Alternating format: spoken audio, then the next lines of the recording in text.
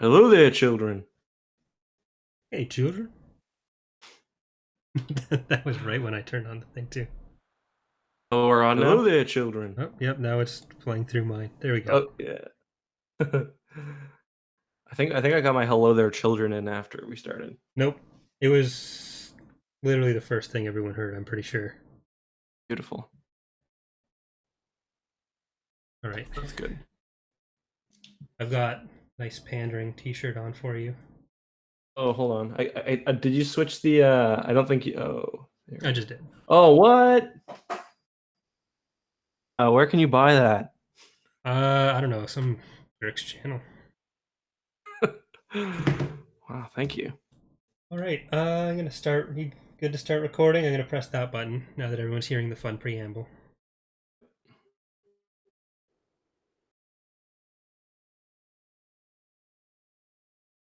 Oh, I can't hear you. I'm not even saying anything. That's probably Okay. why. I thought I saw your mouth moving. No, I was just licking the top of my lip, which is... That doesn't need to be narrated, but... Anything tasty there? Like... No, just you have any... human flesh, you know. Okay. Mm. Boomshire wants to see Eck. At some point, I'll get one going. You'll get an Eck going? Yeah.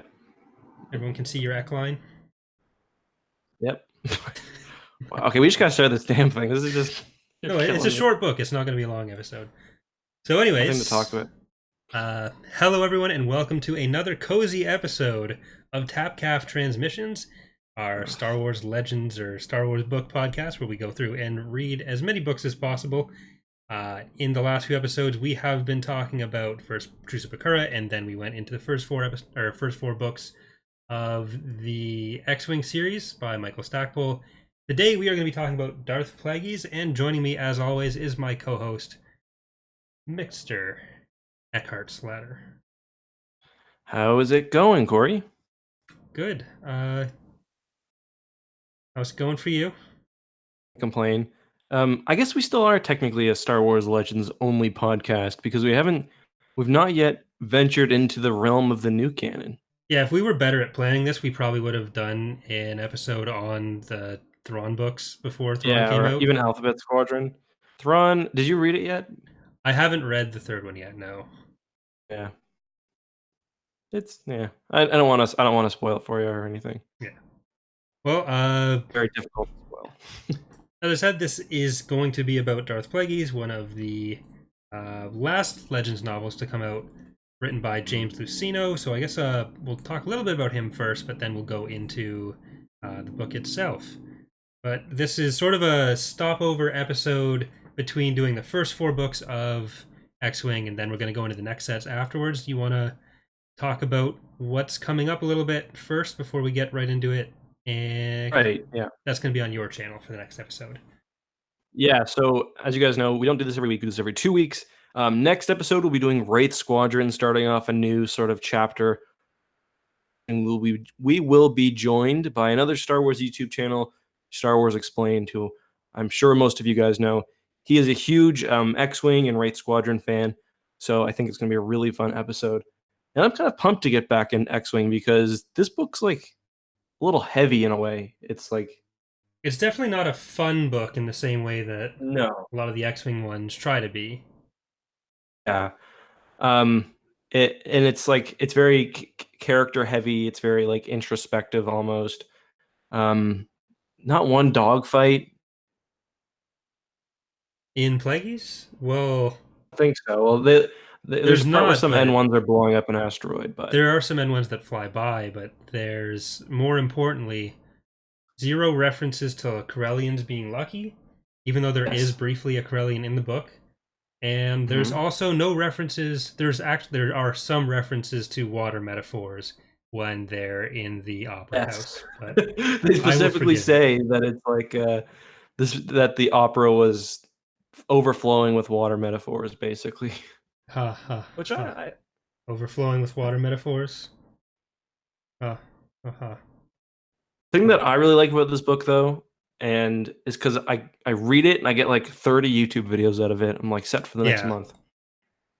Great book for us. It really is a book that is very heavy on references to other parts of Legends, and a lot of that does come from James Luceno being the author, since he was brought into the Star Wars universe as an author right before the Yuuzhan Vong War project started, where they kind of wanted to have a more coherent and consistent narrative going on. And at first, James Luceno was brought in as someone who had read all the Bantam era Star Wars books and was a fan of those. And he was sort of put in charge of the overall narrative, writing the overarching storyline for the Yuuzhan Vong War before he went in and wrote some of the individual novels there. So James Luceno was one of the better authors for that.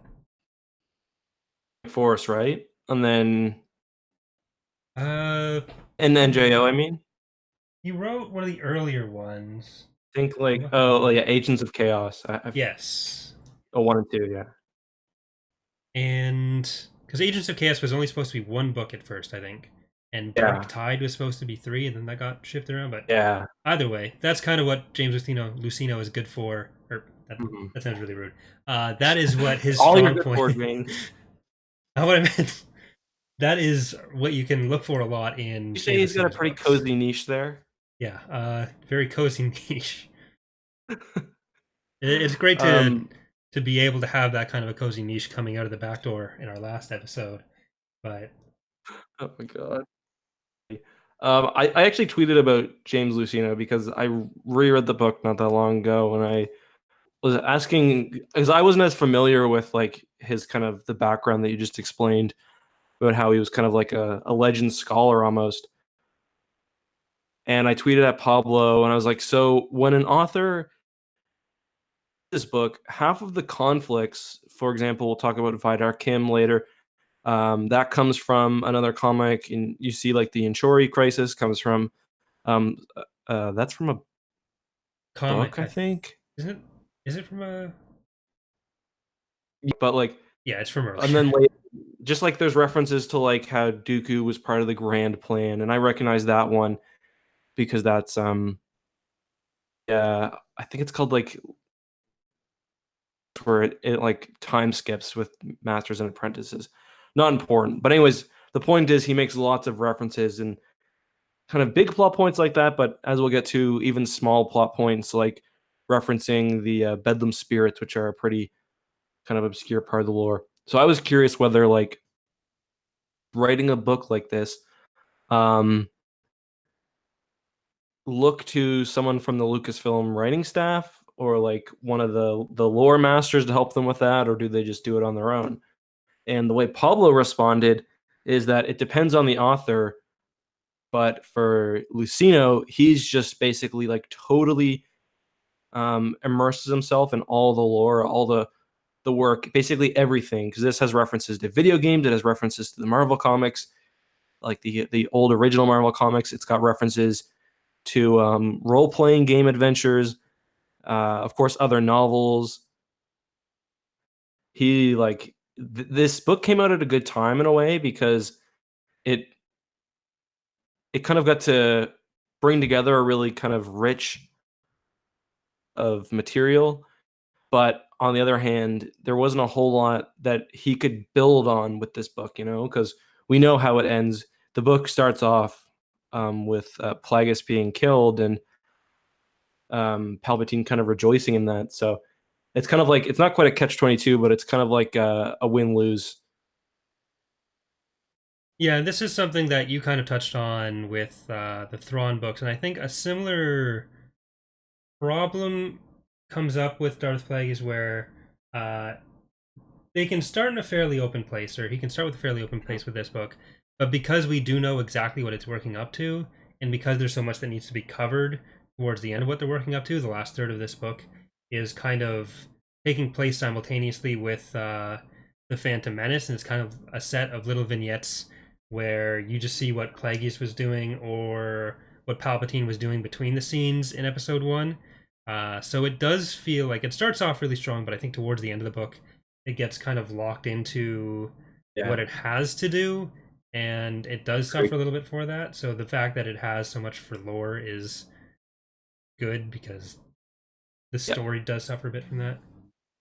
Yeah, so I tweeted about how I thought this was the best Legends book, and that is a bit of an exaggeration, but I do think the first third of this book, and maybe even the first two thirds, are like probably the best written Hmm. of any Star Wars Legends book, and they're so compelling because like know about Palpatine being, a big higher up, but there's not too many other material that are not too many other books that kind of explore how these like not quite enlightened beings, but how these super powerful sense, but in a political sense and in a money sense, like how they're operating throughout the galaxy, like all how they all interact with each other. You've got the Black Sun, you get the various Federation, the other big corporations. Then you've got like how they interact with the Republic and stuff, and like the internal struggles of like the banking clan stuff. That stuff is all super super cool.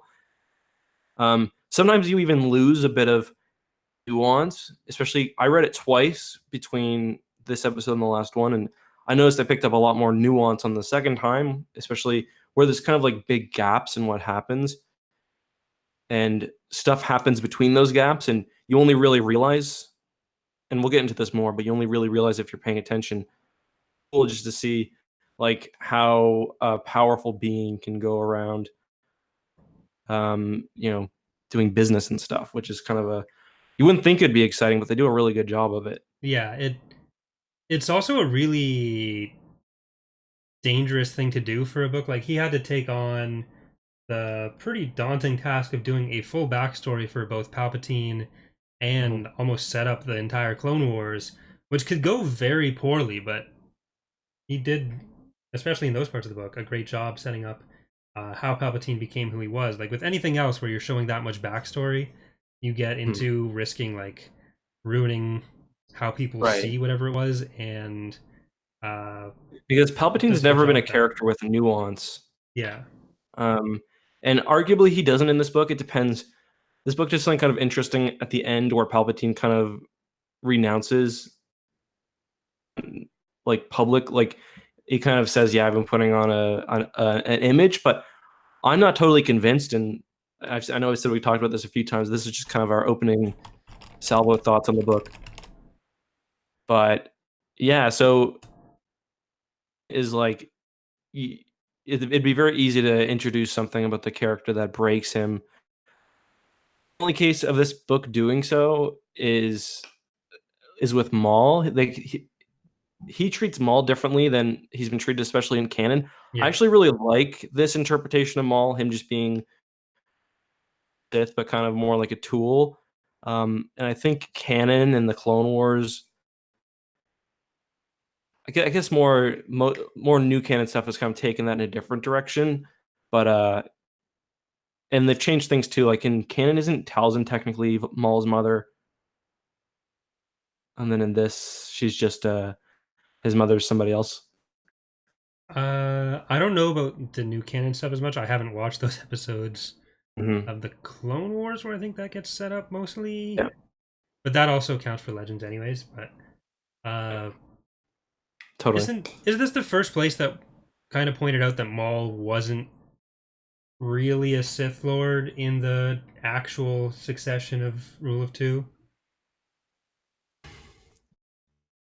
or had that been established before? I'm not sure to be honest, because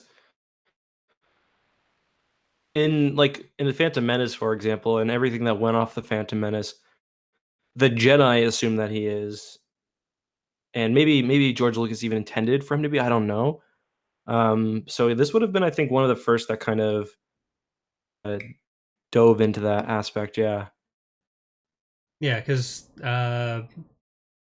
probably spoiler. Well, jumping right to the end of the book there, but Plagueis dies around the same moment that Maul gets sliced in half, and even though Mhm. he's not dead, that kind of ends his apprenticeship with Sidious, who doesn't really Yeah. even know he's alive.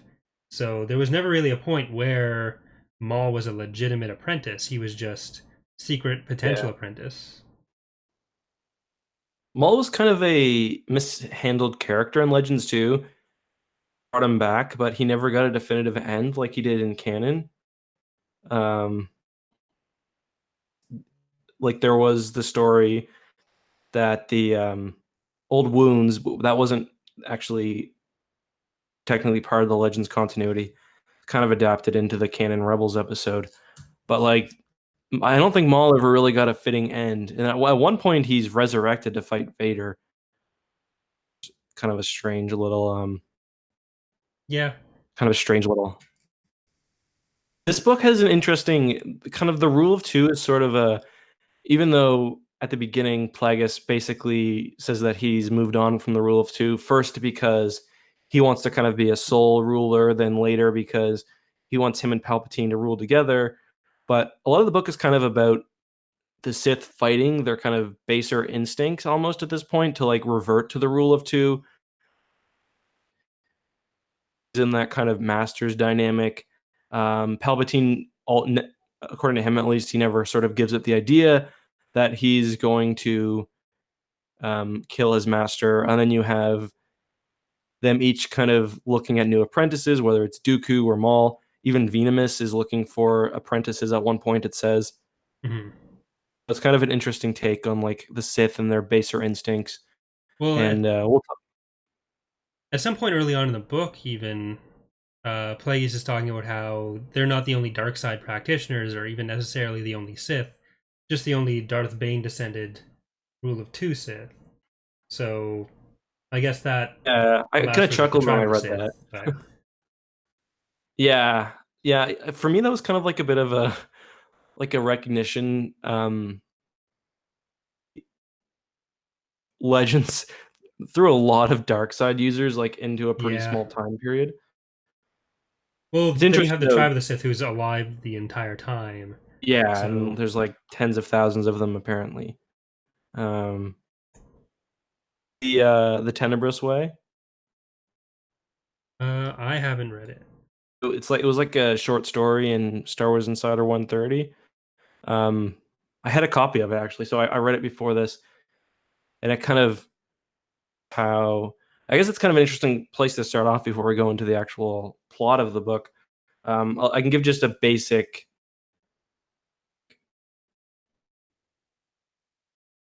Um, so, for those who don't know, Tenebrous is Plagueis' master. He's a Bith. Bith are like an incredible. They're the guys that play the instruments in the cantina. Incredibly intelligent species, and the Tenebrous way basically explains because one of the first things that happens in the book is that Plagueis kills Tenebrous, and the Tenebrous way explains that Tenebrous had kind of foreseen the rise of a kind of great shadow power, kind of like something to end the conflict between the Sith and the Jedi. He calls it the One Sith, interestingly, which is Sith group later on, but then he kind of sees that as Palpatine. He changed some of his midi-chlorians into maxi-chlorians. I'm not joking. And after he dies, he basically throws his maxi-chlorians inside Plagueis' like mouth. Um, Uh, I knew this he's book like had a lot slowly of daddy starts. issues, but this is taking it to a whole new direction. Yeah, and then he slowly starts to. Then he like can kind of see the future, and he realizes that Plagueis is going to be killed by Palpatine. So he shoots his maxi-chlorians back out into space, and then in a perpetual loop of him dying, and it's really weird. It's a super quick read, but I don't know if it's supposed to be completely canon, but most things in the Star Wars Insider were. So All right. Well, that's something I was unaware of. But thank you for maxi-chlorians. enlightening me on the Maxi-chlorians in Plagueis. Yeah, There's that wasn't. how do you not take it that way? Like I Yeah, it was strange. I do like the idea of Bith science. It's kind of cool, but to the proper a proper breakdown of what happens and discussion. yeah. So I guess we start off with Tenebrous and Plagueis on that was Beldemnik, right? Yeah, Or no, another planet may have been, but did Paul Demnick their first on? I can't remember if it was Beldemnik that had the Cortosis ore or if it was another planet they were at before that they were there. But Either way, they were looking for cortosis ore. They had been given some information on where to get it, and cortosis ore is important because it's a material that can resist lightsabers.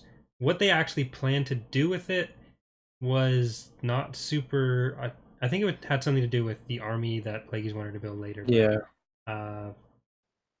I don't know that it's ever explicitly stated that that's what they were doing it for, because Tenebrous isn't Yeah. ever super connected to that. He was more into being the Dark Lord of the Bith Science.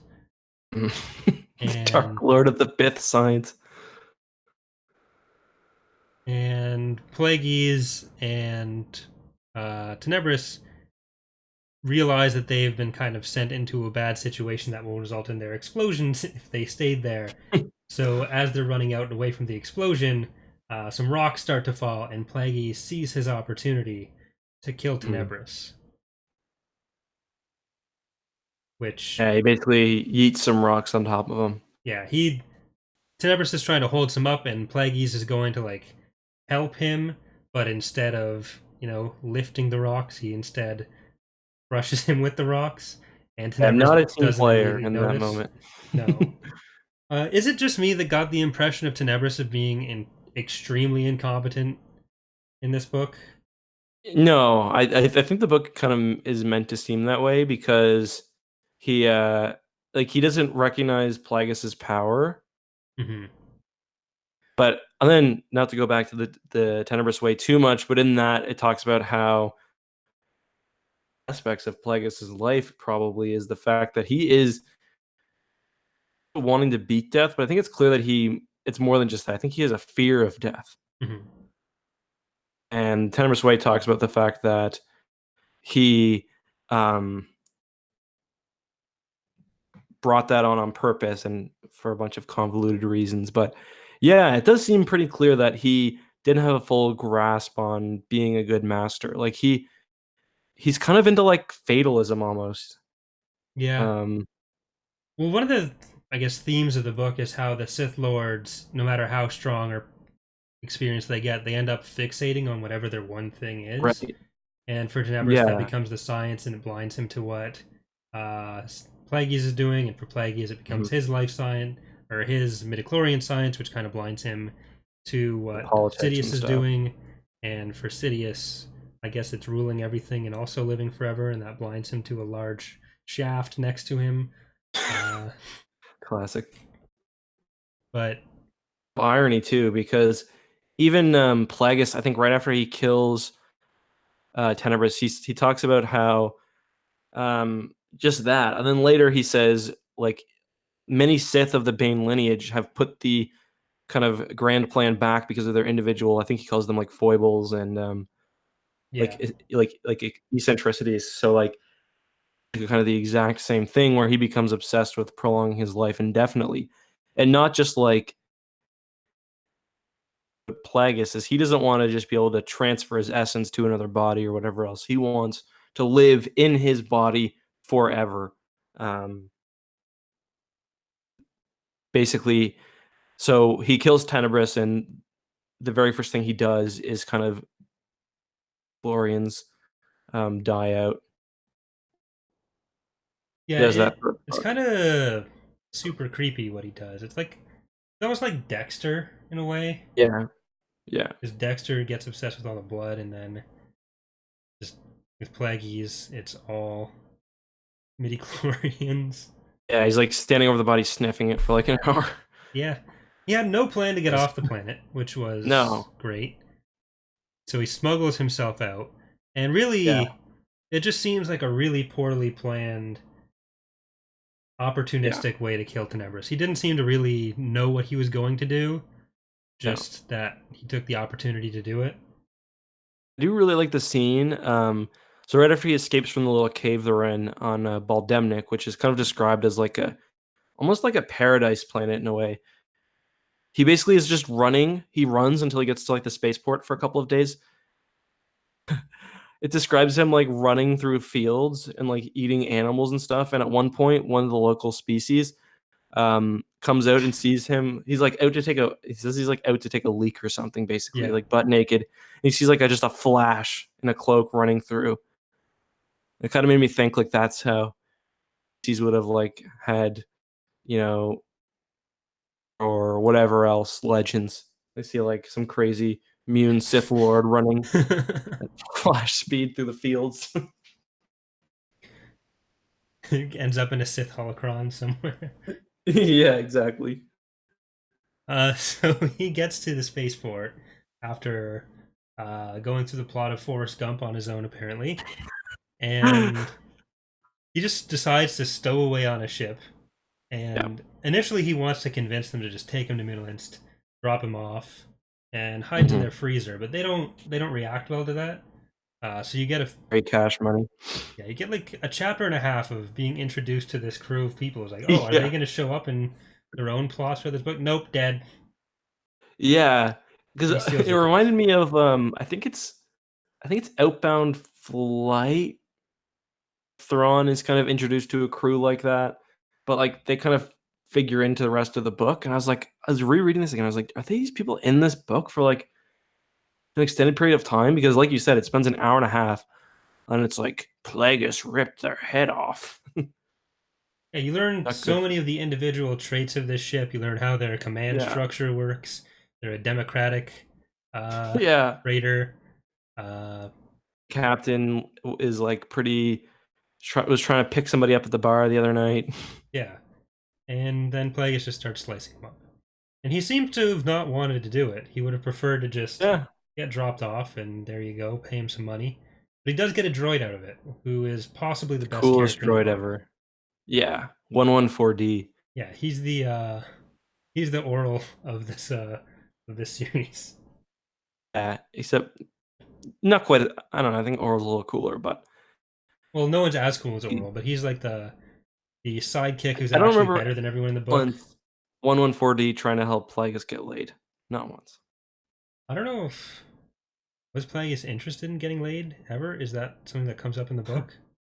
There was a part where it talks about how there was talk among his people because he'd never taken a wife, and I thought it was going to be like, I thought he was going to say, people, there were whispers because I'm so old, but I'm not taking on a wife. I thought they were going to say that people thought he was gay, but they're like, that I was married to my work. And I was like, oh, well. But like all munes are like that, but most of them still manage to like spread the lineage. But Hey, baby, want to spread the lineage? yeah, Palpatine has a lot of allusions to being kind of a womanizer, yeah. and then is it the Umbaran senator or something that he Sly, ends up with? Yeah. Sly Moore, yeah. Jedi But Prince Ken, because I have a oh whole. god, I yeah, we have that's for a future discussion apparently. there's one part where he's with what's his name Sate Kinman. no Vidar Kim, and after Kim's family dies, and he's like Ronhar's the only way to pass on my lineage as you will someday with your children. I was like, oh my god, he knows about the Jedi Prince Kin. That was so weird too. That's just so creepy. His first thought there when his family dies, like, my Yeah. lineage. Gotta retrieve my Jedi son. And spread the seed, like recall my child, like men stay fertile basically until they die, so he could have figured something else out. Just saying. He could have been the one to make the Naboo uh, Yeah, monarchy follow his lineage. right. Missed opportunity. Opportunity. Um, one thing I like about the Woebegone, well, one thing I thought I was taken aback by is they say the word dumbass. Thanks. On the Woebegone? Is that They like the usually, most? Isn't that the most intense swear they're allowed to use in Star Wars? I don't think it's. well, sometimes they use the word bastard or sometimes they use the word hell, but it's very rare and it's usually an older material. Mm-hmm. Most Star Wars books by that era were substituting their own words in, like Criffing and Carablast now. yeah, Emperor's black bones. I thought that. Yeah. So I was just like a little surprised. That's like I was reading, I think it was Alphabet Squadron the other day, and they said the shower's in the bathroom, and I almost like got sick. I was like, "You mean the Santa steam's in the refresher? Like, what is wrong with you?" Language police here? Come on. Yeah. Um, but with the Woebegone, we also get our first bit of like, I guess it's like fatalism or determinism, where there's kind of like this whole discussion throughout the entire book of like to what degree the Force and the universe is guiding the actions of the Sith. The Sith are making their own destiny because Tenebrous basically believes that you can't alter the Force. Like we'll assume the mantle when we get the chance. We can't do anything to speed it up. And then at one point, Plagueis, when looking at the like after he slaughters the crew of the Woebegone, are dead. Like according to they would have been dead since the moment he gazed upon the freighter. Like that was basically set in stone. Um, of a topic that Yeah. makes its way throughout the whole book. Well, Tenebrous sees it as like the will of the Force, and a lot of the Jedi see it that way. But for Plagueis, whenever he talks about that kind of stuff, if he talks about fate, he's basically using fate as a substitute for his will. So they were predetermined to die ever since he laid his eyes on it, but because he was the one that put himself there, and he's not really ever subject to fate. He sometimes gets like rebuked by the Force later on in the book, especially, but Yeah, he seems to put himself above anything else that he thinks applies to anyone else. yeah, and it does seem like it's like I mean, obviously it's partially a philosophical question, but yeah, it does seem like there is some sort of whether it's free will or not. I guess it doesn't matter, but clearly you can act outside what the Force plans because later on, they do get kind of chastised by the Force with the creation of Anakin and also all of his subjects. Yeah. So we get him appropriating 1140 on the ship. Mhm. He flies himself to Munilist, and that's where we find out his alter ego, Damask, Right.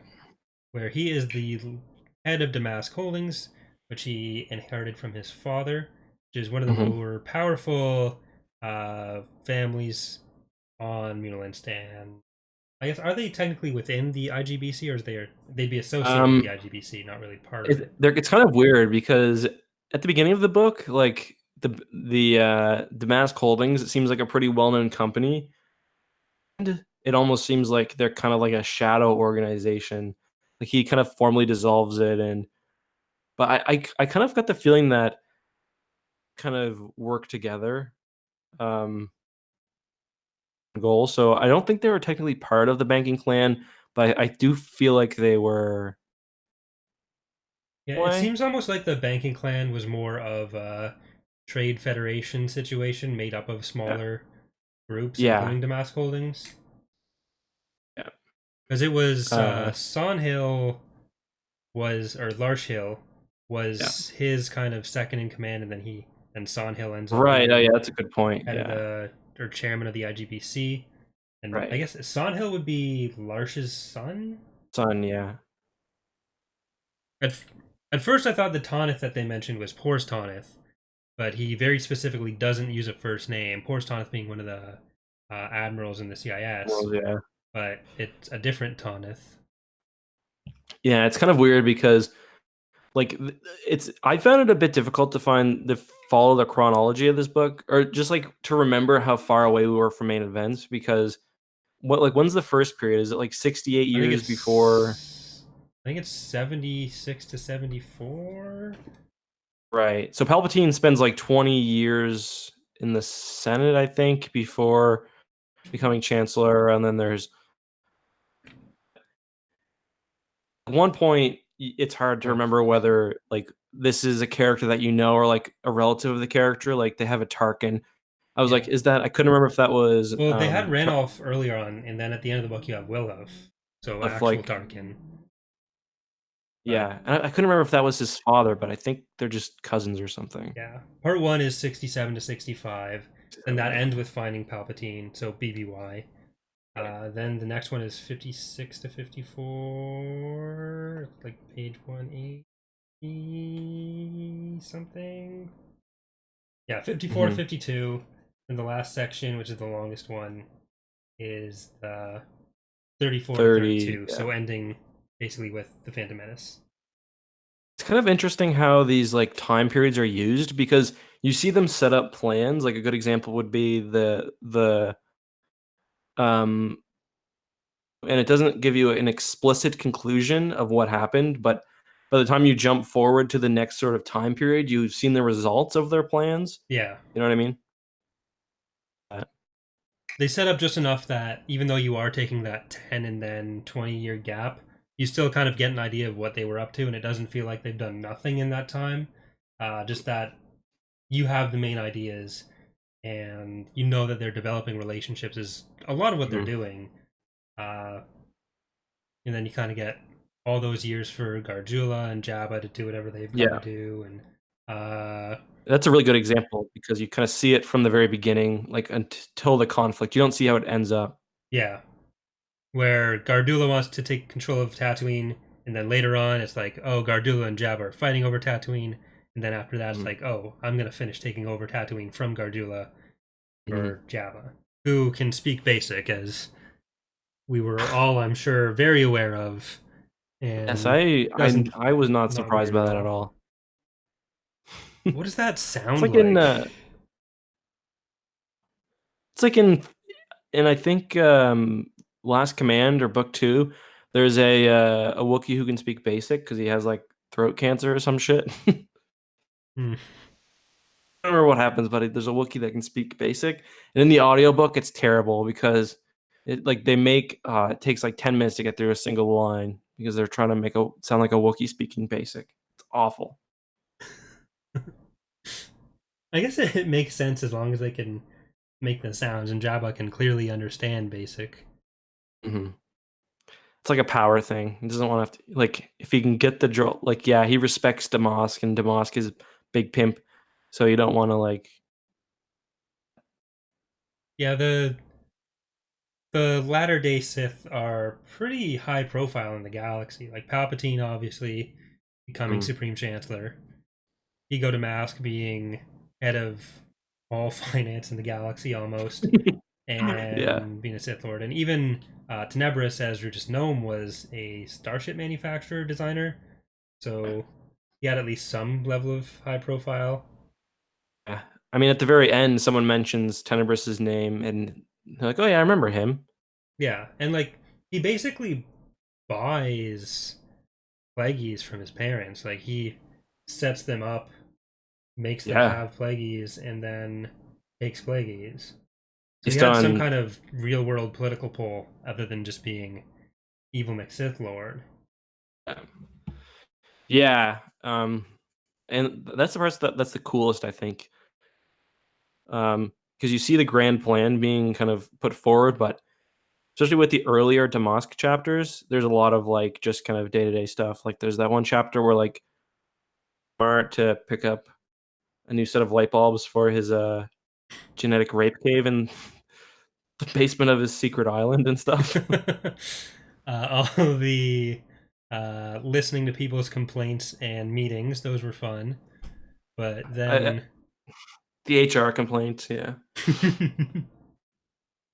then we get I guess with the meetings, the one thing I do want to talk about is the thing with Gardula wanting to get off of Nalhutta Right. and get Tatooine uh with Plagueis' support, but Mm. in return for this, Plagueis wants her to basically grant Nar Shaddaa to control of the Dug family. Yeah, Boss Or Cabra. Boscabra, right? And which is currently under the control of the Black Sun somehow. But Narshada, like, you want to leave It's like, Nalhutta, but you have to give control of the moon. yeah, It it seemed like that would be where the Hutts have the most control, and she would have yeah. no I kind influence of after feel, I leaving. kind of felt like I don't know if they wanted to give the planet to Boss Cabra or like I kind of just felt like Well, not give control Plagueis of the whole wanted, planet, but like basically they just let her wanted control all the to let crime him lords operate there. there. Yeah, but if Garjula is trying to get away from the other Hutt clans, then how is her influence going to stretch that far Yeah, into Hutt yeah, space? that's a great point. But right after that, I guess, is when he's out for a stroll and gets attacked by Darth Venamis, who he Well, should assumes we is a clone. explain the kind of meeting he has on Sojourn? Sure. That's what leads to that, right? So Plagueis, basically, there's a lot of like throughout this book, there's a lot of references to like everyone thinks that the Sith have been, dead for a long time. And there's various people, um, they learn that the Sith have returned or that are still alive, and they have various like levels of knowledge about them. But they've kind of managed to wriggle their way like into kind of popular culture or like like their iconography, for example, can be found everywhere, like in architecture or whatever else. So one of the ways this happens is of Hugo Damask or Plagueis' grand plan is the fact that he wants to sow as much kind of I would say has two aspects. One is to kill all the Jedi and kind of reestablish Sith rule, and the other, not necessarily. I guess this wouldn't have to happen, but or at least the kind of reformation of the Republic into something led by the Sith. So a lot of what Damask is trying to do throughout this book is set up little conflicts, making allies who will cause trouble. And one of the ways they kind of talk about doing this is at a big event he has every year, at least at the beginning of every year, Sojourn, which is kind of like I forget what it's called, but there's references to in the real world, basically camps where lots of really rich and powerful people meet, like former presidents and stuff. This is basically the Star Wars version of that. So they all come to this planet, they do rituals and stuff, and they kind of decide from behind the scenes how the galaxy will be run. Um, and throughout there's lots of like Sith rituals thrown in that no one else really realizes, but Plagueis mentioned. And at one of these retreats where they do stuff like hunting and they live in like really basic cabins, like in caves, basically, just to form like a sense of camaraderie. He's attacked by Venamis, who is another Bith Sith. Another Bith Lord. Yeah, Bith Lord. So, Plagueis at first thinks Venomous or Venomous, which I've always gone with I say Venomous Venamis, just but because it like yeah, Plagueis, just Tyrannus, Maul. I base everything based off how the audiobook says it. So Okay, well that's probably I don't correct. think for myself. I don't listen to any of the words, so I just read Fair them. enough. But Venomous then, Venomous attacks him, and Plagueis thinks he is a clone of Bith of Right. Bith, a clone of Tenebrous, using his Bith science. But it turns out he is just a regular old run-of-the-mill Bith, potentially, Mhm. actually, who Yeah. was trained up as a potential replacement for Plagueis, or a potential test for Plagueis. And Right. Plagueis kind of wipes the floor with him, and then Yeah. Not at first, but like after he I think it's realizes what's like going on. okay, this guy's not a total joke, and then he just kicks his butt. Yeah, and He daddies him, and he's like, "Eat this plant," but I don't want to. And he's like, "Buddy, I don't care. Eat it." so he's more daddy issues for everyone. As soon as Yeah. he says that Tenebrous is dead, he's like, "Can you be my master now?" Yeah. Like, no, something much worse is going to happen You're gonna go live in a vat, buddy. for like I'm gonna 40 kill you years. so many times. But before, or I guess after, Venamis gets put into permanent coma so that Plagueis can do all of his midi-chlorian experiments on him. He's basically the patient zero for all of Plagueis' midi-chlorian Mm. experiments. He finds a list in Venamis's logs of potential force sensitives that he can track down to be his own apprentice. And Mm. so there's like 2 or 3 chapters of him chasing down these people, and Yeah, weird little side adventures. yeah, there's like the force sensitive gambler who's a shapeshifter, turns out to be a Yeah, dude, yeah. shapeshifter. Then we get the Nautilin, which is what Kit Fisto's species is, I didn't where realize that. yeah, so just basically picture the half naked Kit Fisto from the original Clone Wars cartoon, and that's what's going on for most of this point. Also, picture fully naked Plagueis at one point because he goes for a little dip, doesn't he? When he's waiting for him. Well, no, at one point he swims somewhere and he says he strips naked. I was just like, Ooh, that sounds wrinkly. okay, I don't want to be explicit, but just imagine what Mune look like. They're like long people. So, They're the long people. yeah. So, Mm, thanks. that. I hate it. You're welcome. Well, we also get introduced to the Muanoid phrasing instead of humanoid because that's who Oh, humanocentric, yeah. which comes up a Right. few Yeah, I thought that was times, which pretty is funny. interesting. Because You- Plagueis is I'm a good basically Mune. raising the most humanocentric, or the leader of the most humanocentric faction in history. Yeah. So good on that. Yeah. Yeah, I always gotta get a chuckle when he says, I'm a good Mune or something. Or like, I just need a good Mune in my life. They really skipped over the pages where he's doing like on his Star Wars Tinder profile, swiping through the feeds. Yeah, it's a shirtless picture. Oh, Darth, that's that reminded me too. At one point, it talks about how Tenebrous and Plagueis are both in excellent shape. I just imagine like a scene of them like doing P90X together or some shit. This is very important to the Sith. Welcome to the Order of the Sith Lord, sponsored by Beachbody on Demand. Listen to Remember to Tony use your Horton. checkout He's code. very powerful.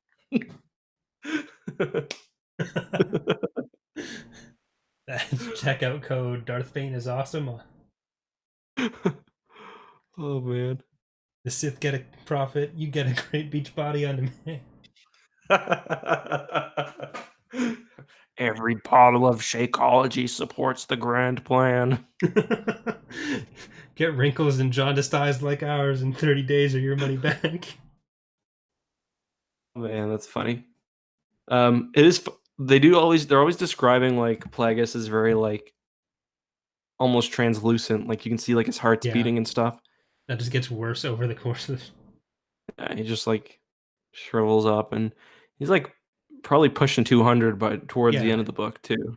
He's actually, I don't think he's quite that old because, no, well, towards the end of the book, yeah, he'd be about 170 maybe? Yeah, because Because, when he meets Palpatine, he says well over 100 human years. I think. yeah, because he's apprenticed to Tenebrous pretty early. Not super Yeah, early, but fairly early. And he like talks about 15, I how guess. uh, it had been almost 100 years that he had been apprenticed to Tenebrous. Oh, okay. Or he talked about, at least, he mentioned it being 100 years before that Tenebrous had been uh, working with his own master, who was a Twi'lek. Right. But, I don't know how do Twi'leks live that long.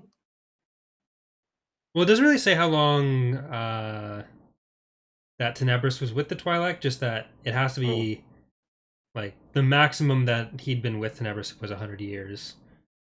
Yeah, and I And think at the beginning of the book too, it mentions that they had been together for longer than most humans would live. yeah, So which, based on our discussions in the first few episodes, at least 500 anywhere years old. from 50 to 7,000. Yoda's actually a human. That is just what people look like when they're 900 years old. There are a lot of long-lived species in this book because Hutts, like Jabba and Plagueis, are kind of described as having quite a history together. Yeah. And then Tenebrous, Plagueis also has a whole. So he's got like this island, which I really like the description of. I thought it was really cool. But I forget if he says he's got an art or a science wing dedicated to long-lived species. I think he says Hutts, Toydarians, and but yeah. So, anything worth saying about the Force-sensitive gambler? I don't No, think. I mean, I feel like Shiadu is a pull from an RPG story, like the whole Shiadu race, but I'm not Yeah. sure. Oh, they do mention the wheel, which is a game. There's also a space station called the Jubilee Wheel, and I thought that was pretty cool. The latter was named after the former, like the space station's named after the. It's kind of like a roulette game, basically. Mm-hmm. I also think I'm pretty sure there's a section in one of the books too that deals with how casinos handle force-sensitive people, which Well, for this one, they basically just say we just assume that all the Force sensitives are with the Jedi, and yeah, then hope for the best. yeah, But we get that one, then we get the Nautilin, who is the one that was being protected or in prison near Bedlam, or on the planet of right. Bedlam, which is near the By the rift to the pulsar, yeah, Bedlam space that other yeah, trans-dimensional beings. yeah. They just throw them. They just mention that Yeah, rift. Oh, believed to be the playground of trans-dimensional beings. Like, they look you like think blue about spending any hats. time there, Plagueis? Like, might be some science over there. Nothing to be learned here. But It's do like, the Bedlam spirits have midi-chlorians? Because otherwise, who gives a fuck? yeah, Or true. maxi-chlorians, even better. They are, I believe, is the correct term for them. um, was there one after the Yeah, the Nolan? Achori Right. or the Itachi. I mean, sorry. The Doom and Gloom lady. Yeah, who gives a very, very accurate reading of the future. Was that Basically says Salukama? exactly what's going to happen. Yeah, she would have been more interesting to spend more time with, but nope.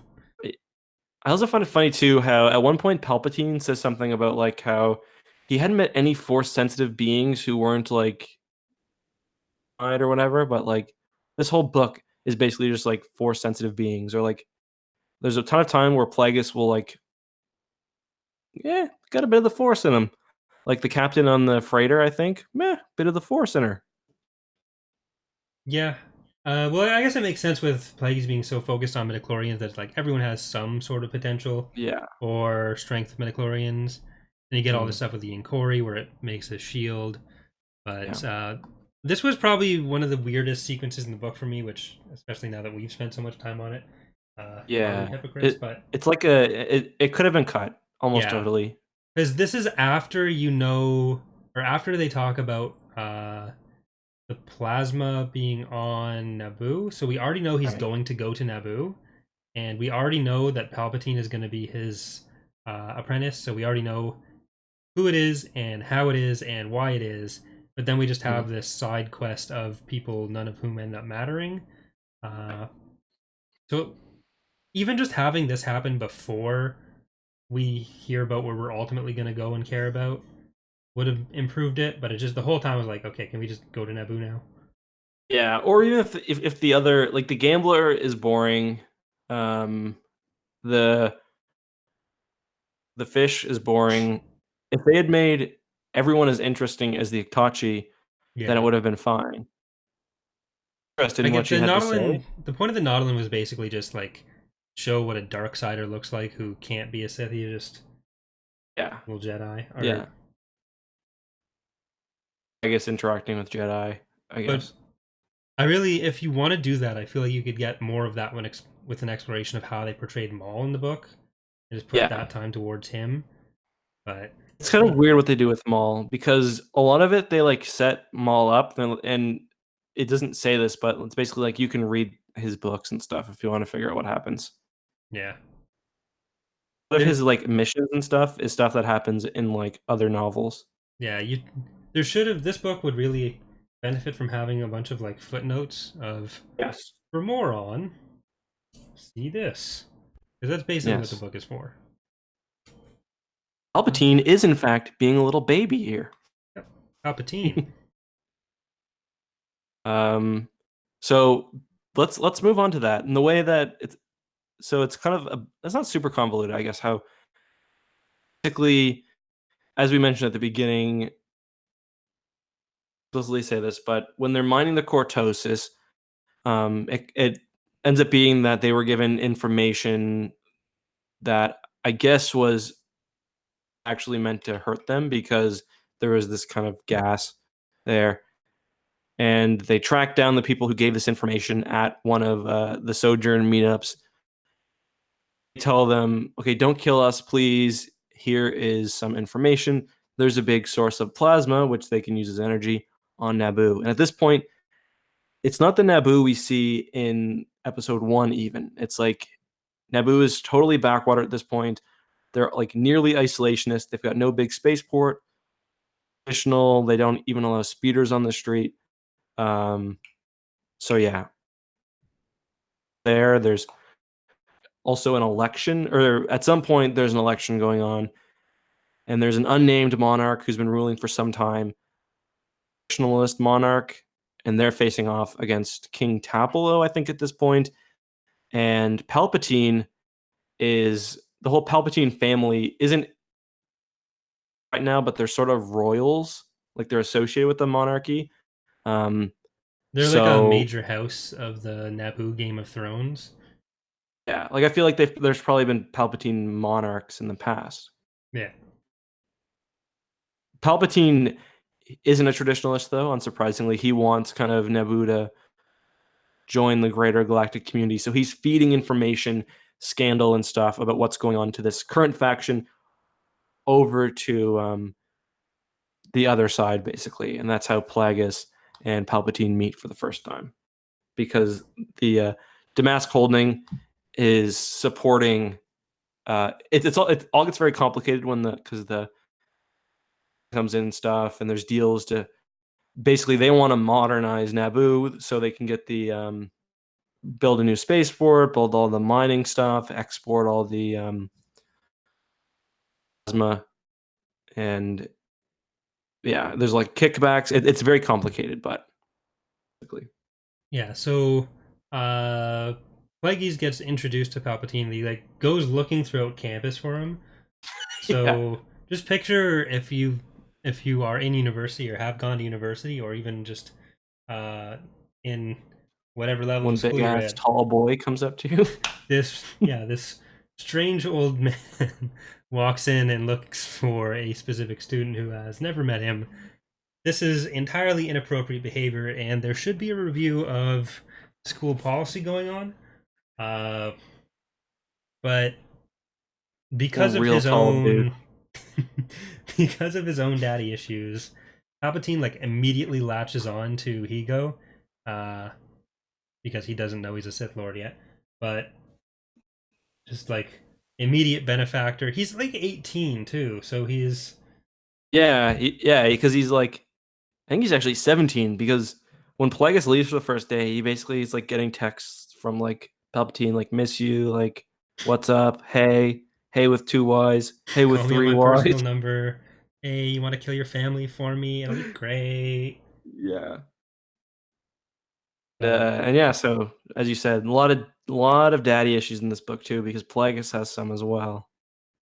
Daddy Tenebrous, then his daddy. Like I thought of it first during one of his many sad thoughts about Tenebrous and how he wasn't good enough for him and just wants his approval. And then he talks about his actual dad. It's like, oh, this is literally everything with that. And then with Palpatine, when he eventually does murder his parents after his dad is basically saying, we don't want you talking to that Mr. Damask anymore. And he slaughters his entire family with his bare hands. Yeah. It's very Palpatine-esque too, because like the way they describe it, like he's got his like claws out and stuff, like scratching and like throwing force lightning and stuff. And his dad is basically like, I should have killed you when you were a child, but you were too damn strong. I actually really like that bit. I'm doing a video on it about how Palpatine's birth was like probably side reaction to like the light being way too prominent. It it's like even though so like the very first time Palpatine gets angry, like really angry, even before he's discussed like the Force or anything, he's just like fuming, just real pissed, walking around on a pathway, and just like there's wind blowing, like there's like creatures scurrying like into their holes and stuff, like the Yeah. grass is like blowing around, and Plagueis is like, holy shit, I can make storms too. isn't it? But he says like this creature must have been like birthed from the Force, like not from flesh Yeah. and blood. And then later on, when Palpatine is having a little fit with his dad because he's not letting him go out and see his friends, um, is like, you were unnaturally strong when I tried to swaddle you, and I didn't believe that you were mine, so I had you tested. Not a nice thing to say. Yeah. I should have had him tested for the Force. Yeah. Then he could And have been then Anakin. and then he gets bulkheaded. He throws him into the ship, and like at this point, so the whole fight they have is pretty damn dangerous. Yeah, and he even like slaughters all the guards too afterwards. His And mom is hears him hit the bulkhead. Like, what's going on in there, honey? Oh, nothing. reminded me of my Just mom. Like, slaughtering everyone. Don't be worry, fighting you're about something next. stupid. My mom would be like from the kitchen, "What are you guys fighting about?" I wouldn't let him. I wouldn't let him swaddle me. After he kills everyone, he calls Plagueis, and Plagueis is like, don't worry, my guys will take care of it. Just you're gonna show Yeah, back up on the planet. Your family's gone. No one's gonna ask any questions. yeah, yeah. And then he kind of like he does like some red pill pickup tactics by not calling him for a week and showing up like way later than he said he would. Yeah, he lures him into becoming uh, his apprentice, and then that's sort of like the end of this section where I have you now, and I'm going to just be a dick to you now. You've fallen into my trap, and there's no escape. Yeah. The way he talks about young Palpatine is very similar. Have you read the episode 3 novelization? Yeah, How Palpatine talks about Anakin? Like it's almost like a grooming, like yeah. That's basically all it is with all the Sith, where he does the same yeah. thing with like they kind of treat Dooku. Both of them are doing the same with Dooku, actually, Plagueis and Palpatine. Mhm. Uh, he doesn't really bother with Isolate them Maul, and or just what I no, say. because Molly just straight up steals and locks on. Yeah. Then he does it a bit with Anakin while Obi-Wan's watching. Yeah, it's like basically they try to separate them from their family and like their support, and then they force them into action and to like a point of no return, basically. But Plagueis is like thinking about Palpatine. He's like, "Oh, I've got to be very careful with this one. He's very supple, but what an ally he would be." I'm like, ew, like your big immune hands, like just a very creepy creature. One of the things that I did think was worded kind of weirdly was when he was like he took Palpatine to Megiddo and Mm. was just trying to like make him as uncomfortable as possible. Oh But yeah. I haven't brought you here to acquaint you with my past, Sidious. If you were of a species acclimatized to these conditions, I would have brought you instead to a desert world. If you were an aquatic being, I would have stranded you on dry land. Like, why don't you just say, I I would I still had have that as brought a you to a note desert world? too. I was like, can you imagine how inconvenient it would be if the next Sith Lord you were trying to raise was like a water only creature? You're like trying to, it's like a whalodon or something. It's like, I've brought a very large cargo ship to take you to Coruscant. Unfortunately, there's no ocean, so you have to stay in a swimming pool the entire time. You're just sitting on like the main concourse outside the Jedi Temple with this giant whale, beached whale on the front of it. All these Jedi walking past. Got like a group of I brought you here to acquaint you with discomfort. This isn't just because you were a fish. If you weren't a fish, I would have put you in a fish tank. Like a group of like slaves with just buckets of water, just like pouring. Finally, some respite.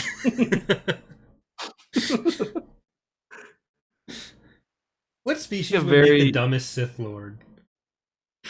Because we've seen like Oppo Rancisis and the Jedi Hutt, but there has to be one species. Between Logan just... too, like the space dragons, those are pretty funny. Chadrafan are pretty good, like Techly. They have like arms and legs and stuff. But yeah, what would be the worst? In Jedi would probably be really bad, but I know the worst. Crystal's called again from Namchurios. Those ones would be pretty bad. Toydarian, I can't imagine being scared by a Toydarian. Floating around. I think a Dug Jedi would be pretty good. A lot of dexterity going on. Yeah. That's a good point. You don't really see the hive mind species develop force sensitivity. There is one of them that comes up somewhere, I think. Thinking about the Swarm War, the entire Masterpiece trilogy? Close. Shit, I think I did a video with him in it before. But it might have been Legacy era or something. Anyway. I'm sure we'll get there eventually. I sure hope so. Yeah, I don't know. I'm curious to think what other species would be. Verpine Jedi. That sounds like it might have been him. Anyways. We're now, I guess, into the second set of... Or it's the second timeline where we kind of open up finding out that stuff like the Trade Federation and all these big corporations are getting Senate seats directly. Because at some point during the first section, the second section is when the Supreme Court of the New Republic had the Citizens United decision. So they get political representation in the Senate for Techno Union for Trade Federation, which was done through Munilant's kind of lobbying for them. But there's also a question throughout the book of, do the little worlds that kind of belong to the Trade Federation also get representation? Yeah, no taxation without representation is basically the entire second act. They're also upset about their inability to protect themselves. So they want to be able to arm all their stuff, and then Valorum doesn't want to get rid of... well, Valorum's not there yet, but the Republic doesn't want to get rid of the protections for the Rusan Reformation. Right. What was the guy's name for here? The Supreme Chancellor. It was Womanizer McBurney dude. Mr. Corrupty McFace. Yeah, that's the one. What was his name? Because there's 4. No, Valorum was the last one. He was there for 10 years, but there was... It was... Dyrus,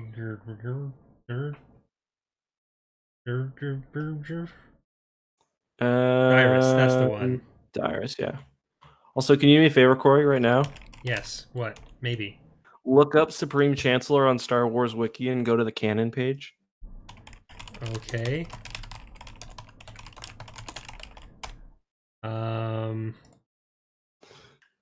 Just look at the Jesus picture. Christ. Look at Palpatine just flexing. Holy shit. It looks like, the pictures people it's like do. Palpatine knows just how big his nuts are. That's like... when like people take bathroom selfies and then they go into Photoshop and they do like the extra Ripley bits so it looks like they have muscles and abs and stuff, but then they warp the doors behind them and it's very obvious that it's bad photoshopping. Yeah, like you see like a mirror just like completely bulge out. Yeah, that's basically what that looks like. Palpatine was making his Tinder profile, and that's the second time that's come up today. Yeah, yeah. I guess that's our. Well, Carly thing. little Jedi Ken has to come from somewhere, buddy. Uh, oh god. But we get a bunch of the little side missions that Plagueis and Palpatine are doing, kind of buddy cop for a few pages, where they go to Buoyant, Hypori for training. Oh yeah. Then you get the nice scene of the Cursed Massacre. So that's this planet that has been stricken from the records, where every new Sith Lord goes with their master. All the locals run out and fight them. They kill one, and then they run back in, and everyone's happy. Yeah, so it's weird how so like they're slowly advancing too, so it's like very slowly they're like getting better weapons and stuff. But it's kind of interesting how, and I want to talk about this later, Plagueis is kind of a softy too. Because like remember what Bane said. But like if Palpatine was there on his own, like he would have killed all of them and then probably like killed everyone else on the planet too, just because like why not? Our full Sith, we will return to this place and we will honor those who helped us gain power. And I'm like, he's doing that shit? Like, God, no. I don't know. Yeah, Plagueis seems to be fairly just interested in whatever his own goals are, and he's willing to do whatever he wants or whatever he needs to do them, but he doesn't go for quite as much wanton destruction. Right, Palpatine he's not like cruel. I mean, various Star Wars books do this to various degrees, but Plagueis at least he sees that. Oh yeah, there. I like how you cropped it out too, or was it a? It was a PNG. It already had no background. So, podcast listeners, just as I said, go to Wikipedia, Supreme Chancellor, look at the canon picture. But oh right, so Plagueis sees the Sith as like the custodians of the galaxy almost. Like the caretakers, like enlightened rulers. Yes, sometimes people will die because it's for the greater good, but still ultimately for the greater good. Yeah, the justifications for it are kind of weird though, where it's like, do they actually? Yeah. They don't even necessarily go for the greater good, just for making others pay for not doing the greater good. Right. But he does specifically say a few times that like we're doing this because we will be enlightened rulers and we will like that's whether that's truly their intention, I don't know. Well, towards the end when was it when he was killing him or Vin Diesel, the Naboo guy, where he says that King Verona, who's good or bad, like I determine what's good or bad, so go fuck yourself, basically. He's kind of like, well, just like I'm an enlightened being, like I'll do what I want. Yeah, he's kind of trying to set himself up as a celestial, where the celestials are the one that determine the flow of the force. They're the ancients of the Star Wars universe, the Forerunners, and until Anakin goes and kills them all. Well, that sucks for them, doesn't it? But I think there's the other ones that just get absorbed into the Force, and the father, son, and daughter. I don't want to talk about it. Yeah, it. Talk about Big Mama Abeloth. Come on, baby. Technically not a celestial. But is even more so, kind of a like an almost benevolent ruler, because it only mentioned this once, but one of his strategies to beat the Jedi was to make a computer the needs of the galaxy and take care of everyone so well that the Jedi wouldn't be needed anymore. That's his strategy. Yeah, that's fine. Yeah, like that's like the least Sith thing ever. Like we're gonna destroy the Jedi by at some way down the line, they would have constant been back taught by rub. Darth Plagueis, who was just creepy business dude, right? So that's basically how you get to Tenebrous and Plagueis. Yeah. Um, because yeah, so Plagueis and kind of back more on topic. Plagueis and Palpatine discussion that is really prevalent in New Jedi Order and in less so, I guess, in Legacy of the Force as well, but cons there with whether the dark side and the light side are different or whether they're like that matters. So let me just find what is the term they use again? Potentium. Potentium theory. There's no inherently evil or good side of the force. It's just intention. So if you use force lightning, or even if you kill somebody, as long as it's for the right reasons, like they'd say on The Bachelorette, it's not a problem. And that's basically exactly what Vergier is saying in like Traitor in the other New Jedi Order books before she got like that stupid Sith retcon. That's kind of like how Jason feels sometimes too. Like as long as you're right, it's fine. But then Plagueis disagrees. He presents it as fact. I don't necessarily believe that it is so. He says, well, there's an inherent difference between a volcano and a glacier, being like, whereas in light side powers are fundamentally different. Mm-hmm. But then later he says that the dark side of the force and the light side of the force, or how people point where it talks about how one of the Sith Lords made a plague, basically. They wanted to make a plague to strip away the force from the Jedi. And he's like, well, but we access the force just the same as the Jedi do, so.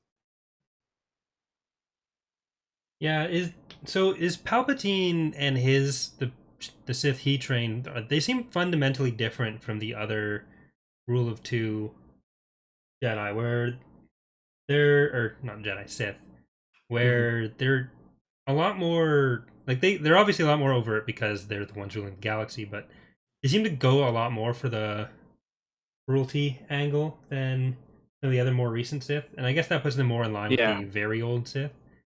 But Yeah. like you So, have Tenebrous who just wants to do his science fairs, Plagueis who just wants to live forever, Activist who just wants to make lots of money, and yeah. that's still all in service of taking down the Jedi and the Republic. But then you get Palpatine who basically trains Maul as an attack dog, and then trains Vader as an attack dog, and then Dooku is already his own sort of political idealist, but he seems to fit more along with how Yeah, Plagueis Duke is like and the ultimate, because like when you look at some of them, it's almost like we've got kind of the same goal as the Jedi, which is make galaxy a good place. The thing is, we just have a different doctrine or a different theory on how to best do so. So yeah, passive, we grab the force and we use it to make a good universe. But then other Sith are just like Palpatine at times, for the sake of being cruel and self-serving. yeah. And Plagueis was kind of trying to get rid of the jealousy between Master and Apprentice, and they'd rule the galaxy together doing their own things, where he'd be sort of the master of the ethereal realms, and Palpatine would be the actual face of the Sith and leader of the galaxy. That they had those skills that were good for whatever, but then Palpatine's like, no, no, murder. So You fool. Yeah. Yeah. I mean, he's not, I wouldn't say he's like necessarily a cruel being. He doesn't kill things just to kill things. I can't think of too many examples where he kills something just to kill something. Palpatine or Right? Plagueis? Like even when his creatures, like when he's leaving Sojourn, instead of just slaughtering his creatures, he lets them roam free. Or like will be cruel when he needs to be, like, you know, when he's taking slaves or whatever else, but he doesn't, it doesn't seem like he gets pleasure out of doing things that are Yeah, teen who will like just kill to just to kill. Like they say even that he's like a, that he's got the like mind of a mass murderer or something. yeah. Well, like Plagueis' scenes it seems more like he's doing the dark things in service to whatever it is his goals are, and they're incidental, which is still like you're evil, but like he's doing them for that purpose, and then like Higo Damask is who he is, and then Plagueis is this identity he has and does what he needs to accomplish Mm. those goals. But with Palpatine is like whenever his scenes are there, like oh, this Chancellor Palpatine is super fake and I just want to murder someone and I'm none of these things that I'm presenting to these people. Whereas with Plagueis, there is that element of his personality, which is Higo Damask. And Higo Damask is also a giant shitlord, which is like being a Sith Lord. But there's at least that other real part of his personality. Yeah, I agree. That makes sense to me. Palpatine is just straight psychopath, sociopath. Yeah, and that's Revenge of the Sith novelization kind of because even when Plagueis looks at Palpatine, he's like for the first time, he's like different, and like in the Revenge of the Sith novelization, like Dooku, he's supposed to be an enlightened being. He wants to rule because he genuinely thinks that he's got the best plan for the galaxy. But then like he looks at Palpatine, he like describes him as like a black hole in the Force, you know. Like he destroys just to destroy. There were other easier options for Palpatine than slaughtering his family, including his siblings. Yeah. And then he blames Plagueis for like, you tricked me into it. Like, no, you really jumped into that. Yeah, like dad takes away your data pad for a day and you're freaking out. And that's why you have to use Corey's Datapad. Subscribe to Corey's. uh, but yeah, so there's something I've described as flowing red hair at dinner and getting palpiturned. Uh, Opportuned. but we can probably skip over a lot of those. I mean, I kind of wrote it down because there was the introduction to some of the characters. Like you get St. Pastage and Kim and Dorian, who shows up throughout this section-ish. Yeah. But we're already an hour and a half in and halfway through the second section. So yeah, I mean, it is cool just to mention how many like important Imperials. I do like how in this book we see Palpatine especially like making like a cadre of like close to him. Like Pestage is definitely one who's like been in for a long time. yeah, Armand Izzard. So Armand and tying it Izard. into What's the other one's name? Oh, Gradatus. yeah, Janus Grijatus. Lot There's Dodd gets mentioned as being part of yeah, a lot Macabau as that. well. Is Masameta included? Like he's in Because the he book, but I don't think he's ever included as part of their little group. does kind of include him as one of the conspirators because he's the one that nominates Palpatine. I think they kind of make a comment about that. Well, no, it's No, it's it's the not Rodian who Massacre. nominates him, but it's Masameta who's like the co-chancellor or not co-chancellor, vice Yes, chancellor who Vice makes Chancellor. Yeah, Valorim's job impossible for a while. yeah. Oh yeah, because at one point they say something about Masamita would have warned us about this. If Yeah, so he's included as like part of their outer group, but I don't think he's ever included as being like one of the main dudes. so Sly Moore too is mentioned. Yeah, And yeah, but yeah, he basically gets this collection of people, and that's one thing that's cool about like did with the Republic turning into the Empire. Palpatine is basically all these advisors and people working with him, and then when the Empire is formed, they get like an incredible amount of power. Like Saint Pestage basically runs the day to day of the Empire, from what I remember. I think they yeah, call his role. Um, Grand Vizier. yeah, right, Grand Vizier. Um, these people who are like loyal to Palpatine get like an incredible amount of power. Yeah. But soon after this, Palpatine ends up getting handed Darth Maul. Oh yeah, And goes and puts him in secret. Doesn't tell Plagueis about him for a while, actually. Was it yeah, a like a few year? years.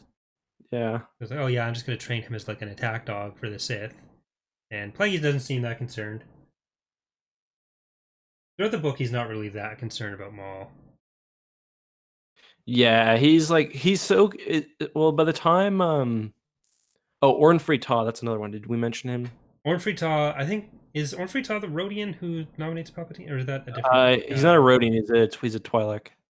Right. Rhodia and Ryloth are so close together that I just messed that up. Right. Uh, yeah, one's an ugly bug creature, one's beautiful Twi'lek, except for Orn Free Taw. But Rhodians are the best.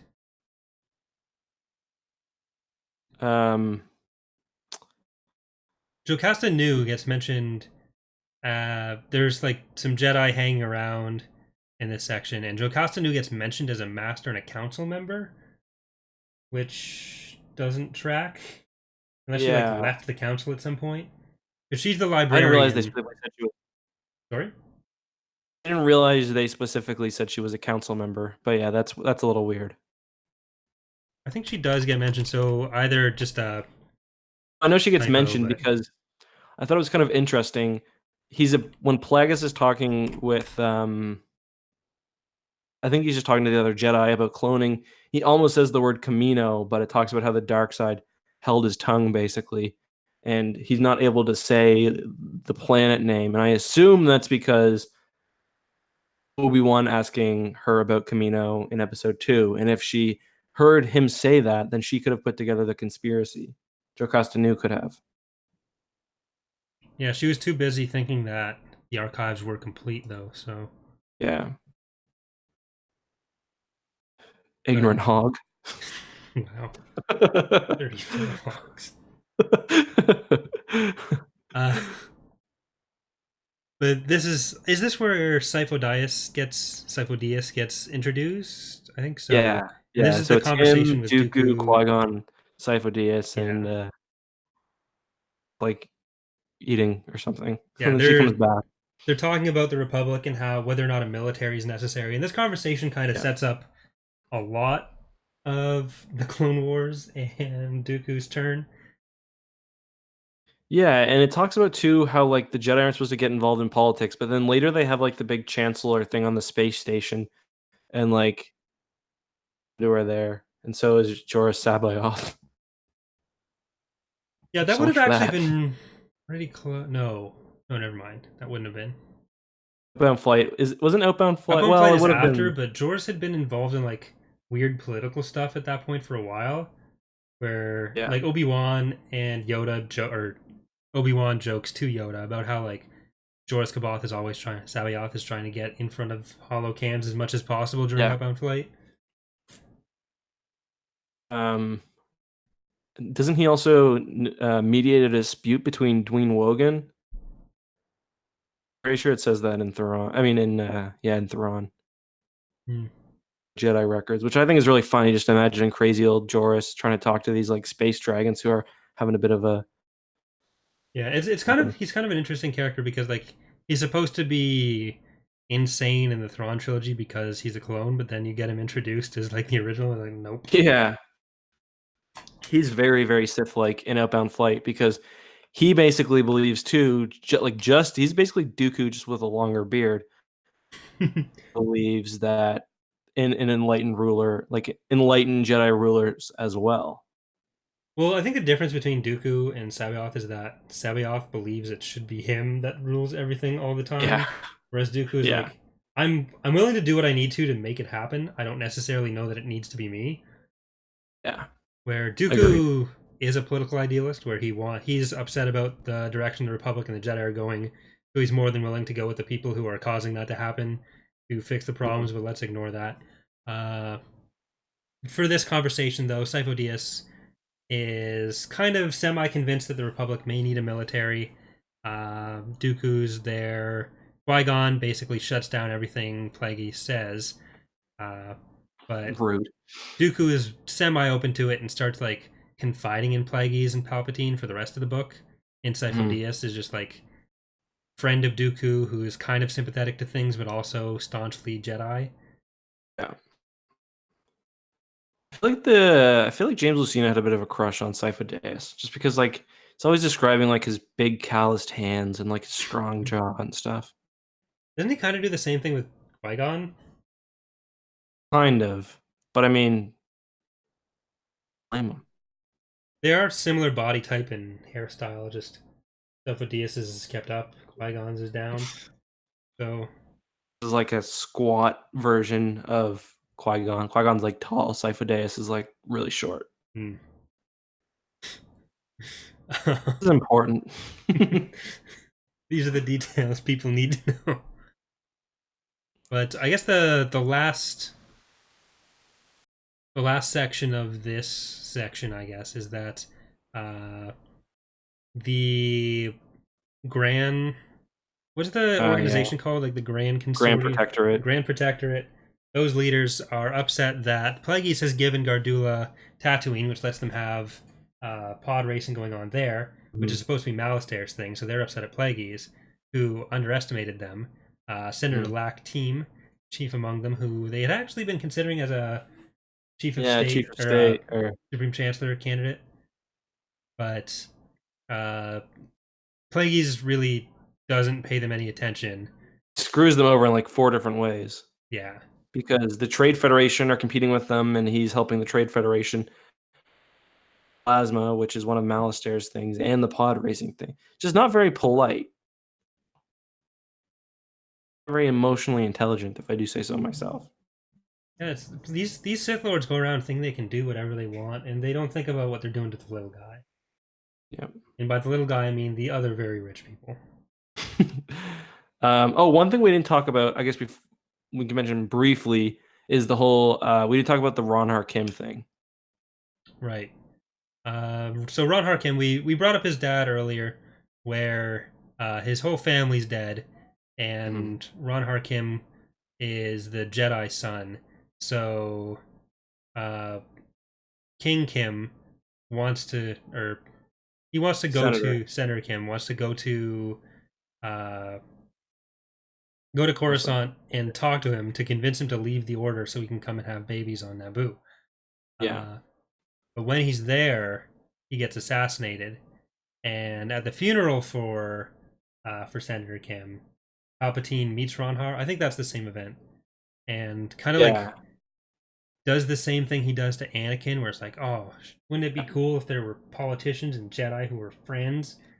But that never actually the whole goes thing anywhere. is taken from Republic 64, issue 64 of the Republic comic. It's like the exact same thing that happens. That's what's set up. And that was like a 2004 thing. So the characters of Vidar and Ronhar have actually existed for quite a while. Kind of retold and modified for the book. Interesting. And eventually, Palpatine orders the murder of Ronhar. Basically, so. Well, technically, because Palpatine orders the murder of every Jedi. Well, there was a movie about it.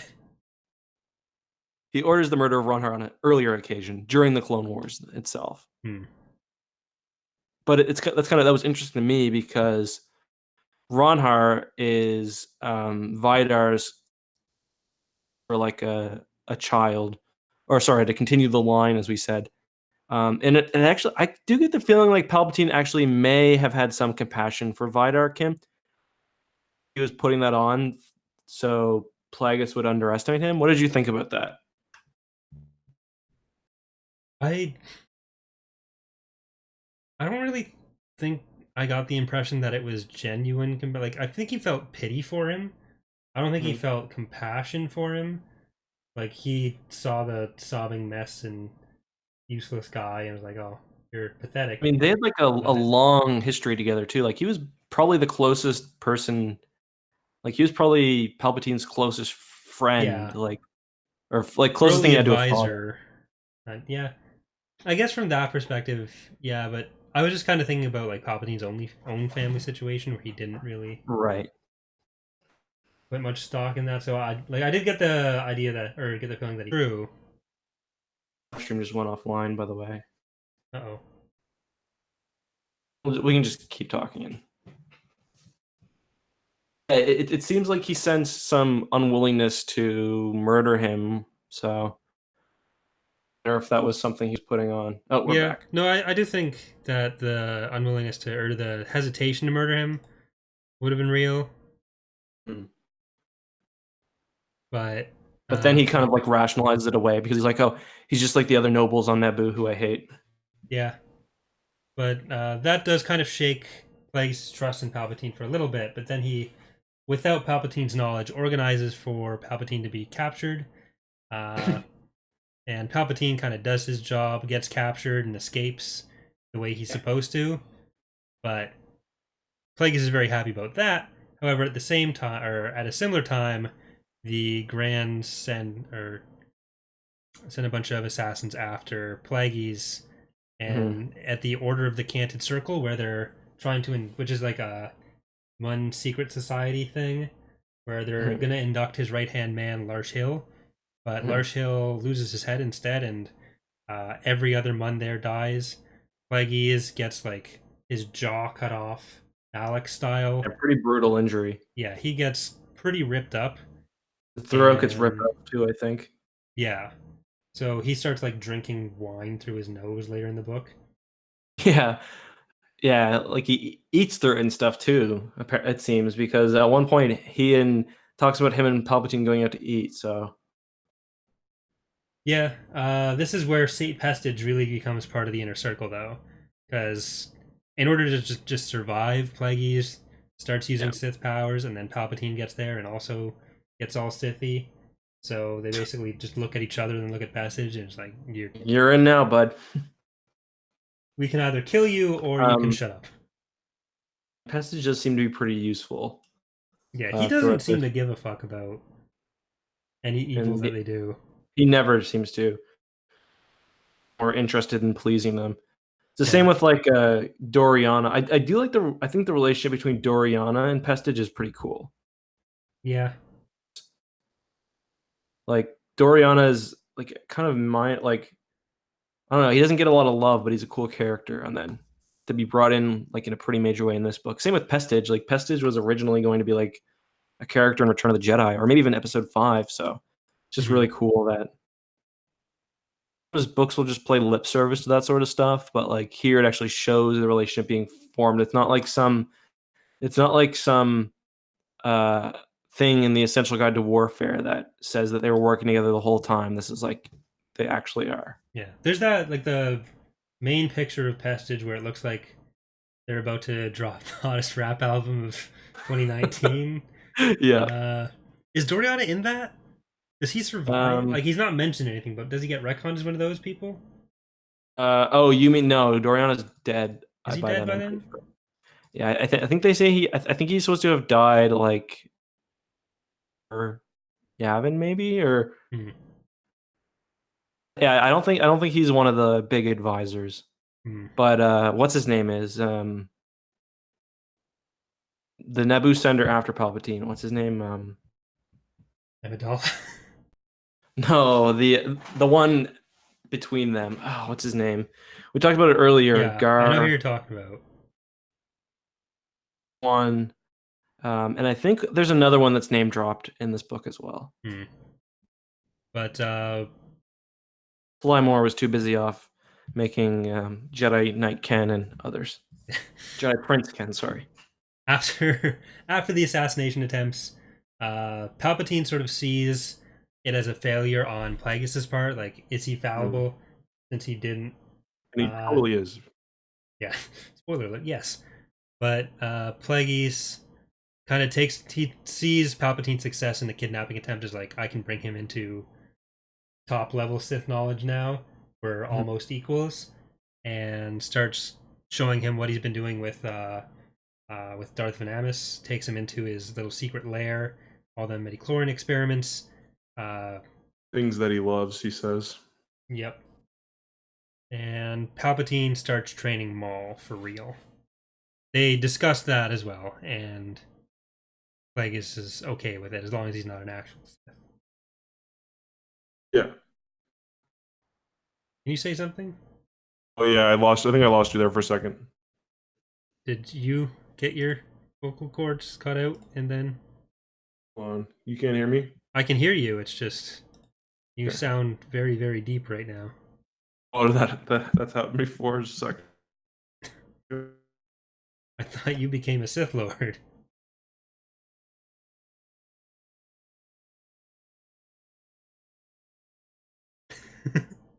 Is it still bad? No. You sound like you again, I think. That's happened a few times, and like one time when I was streaming, my voice got dark. I was falling full into the Sith Lord thing. My voice got deep like that for a while, and no one told me. They thought I was like putting on a. I wasn't sure if you were just trying to like make fun of Plagueis or something with this vocoder. I should have used it. I should have said some evil shit next time. Welcome to our Tapcaf Transmissions. That reminds me, Pause we the did get rebel at alliance. least 3 tap calves this book, I think. Yeah, that's true. It went pretty early on, and then Yeah. yeah, we're getting was into the last cool. section here. Yeah. Anything with Sorry, one thing I thought was cool about the battle is like the Star Killer like move from one of the Force Unleashed trailers where like he slaps his hands together and like atomizes. Hmm. And he does like a force squeal. Yeah, there's The a lot proper of name. not using lightsabers in this book. Where Yeah. Plagueis, he also does a Vader style blaster grab too. yeah, I think Palpatine ends up going and killing the Grand Protectorate people, and he's using Plagueis' lightsaber in that. Yeah. So I think he uses Plagueis' lightsaber more in this book than Plagueis does. Yeah, I think you're probably right. A bit of fire throwing too, because like he doesn't actually summon fire, but he like manipulates it. Yeah, there's the gas leak Yeah. causing a fire in the grand thing. He like fireballs that. Or in lesson about proper. But I guess before we jump into this last section, which is largely just the plot of episode 1, but showing that Plagueis was off screen by about 10 feet every time. There is one thing that I'd like to discuss. If there's anything else you want to bring up, then we can do that when we're on your channel. I'm in charge now. This is Cozy Corner. But was Palpatine ever not going to kill Plagueis? This is something that you wrote on the page, so really is you bringing it up. But I thought it would be. Sorry, was he ever not what? Was Palpatine ever going to go along with Plagueis' plan for them to rule side by side and not? I don't know. Like I really wonder because just what Palpatine is like, because that last scene, it almost does seem like he's about to walk out of the apartment that they're in together. Damn it, it's like I can actually do it right now. I can kill Plagueis and I can lead it all. I do think he was, well, ultimate goal was always to lead. I do think there was more he could have learned from Plagueis. And I think he would have preferred to learn more, but the perfect opportunity came up for him. Yeah. I mean, I think Palpatine was wrong to not want to do Plagueis' plan, but I don't think he was ever going to go along with it. So, yeah, I mean, it's hard because if you read the book right after reading it the first time, which like I did, I read it and then I reread it, and I was looking for hints early on about him not like agreeing with Plagueis, or him some sort of internal hint that he wasn't listening or that he had his own ulterior motive, and it doesn't really give you a whole lot of them. yeah. Well, I think a lot of it does come within the last section where I don't know if we need to go point by point through a lot of it. No, I don't think so. Because if you've seen episode 1, you know what they're doing, where they want to make a military. Do we not make a military? Blah, blah, blah. But Plagueis sort of gets more and more wrapped up in what he's doing, so the midi-chlorian stuff, which from his perspective is because Palpatine is doing such a good job with the political machinations, and he's still helping with that, but Palpatine sees it as Plagueis losing sight of what's important and doesn't see the importance of what Plagueis is doing in the same way that Plagueis does. But he also gets kind of insane. Yeah, well, Plagueis sees it as natural. He's like, okay, you're doing this and you're doing just fine, so I'll focus on like my sort of the spirit realm. Yeah. And it's funny because a lot of time Plagueis goes out of the way to make it seem like they're not like rivals or traditional rule of 2 Sith. and Palpatine just misleads it. One occasion is when they're on the meeting on Sereno. Plagueis doesn't tell Palpatine because he doesn't want Palpatine to feel like it's a veiled threat. And then Palpatine finds out that Plagueis didn't tell him, and he's like, "That was a veiled threat." Yeah, so it's Plagueis definitely did see the two as equal, and well, not as equal because he still does like really obnoxious shit, like he chokes Palpatine, although that's pretty early on, and he still describes himself as like the ultimate Sith, while Palpatine Yeah. is like. So I think there might have been some sort of situation where if he stopped doing really obnoxious shit like that, like if he stopped referring to himself as the Grand Master behind the scene and stuff, maybe Palpatine would have been willing to work with him, but I don't know. Yeah, well, he's towards the end. It's especially the last section where he kind of sees Palpatine as his equal, but he's still more powerful. He is the more powerful of the two, Yeah. as a Force user. Yeah. In my opinion, at least, and in his I agree. opinion. But I think he sees that as the thing that keeps him being the master and Palpatine being the apprentice for now, even though they were eventually going to be, I think, in his mind, like joint everything. Yeah. And I think if he had dropped that, like right around the time that Part 3 starts, that Palpatine maybe wouldn't have killed him immediately. But Yeah. I don't know that Palpatine was ever going to go fully along with it. Yeah, Palpatine, he's not like the type of person to.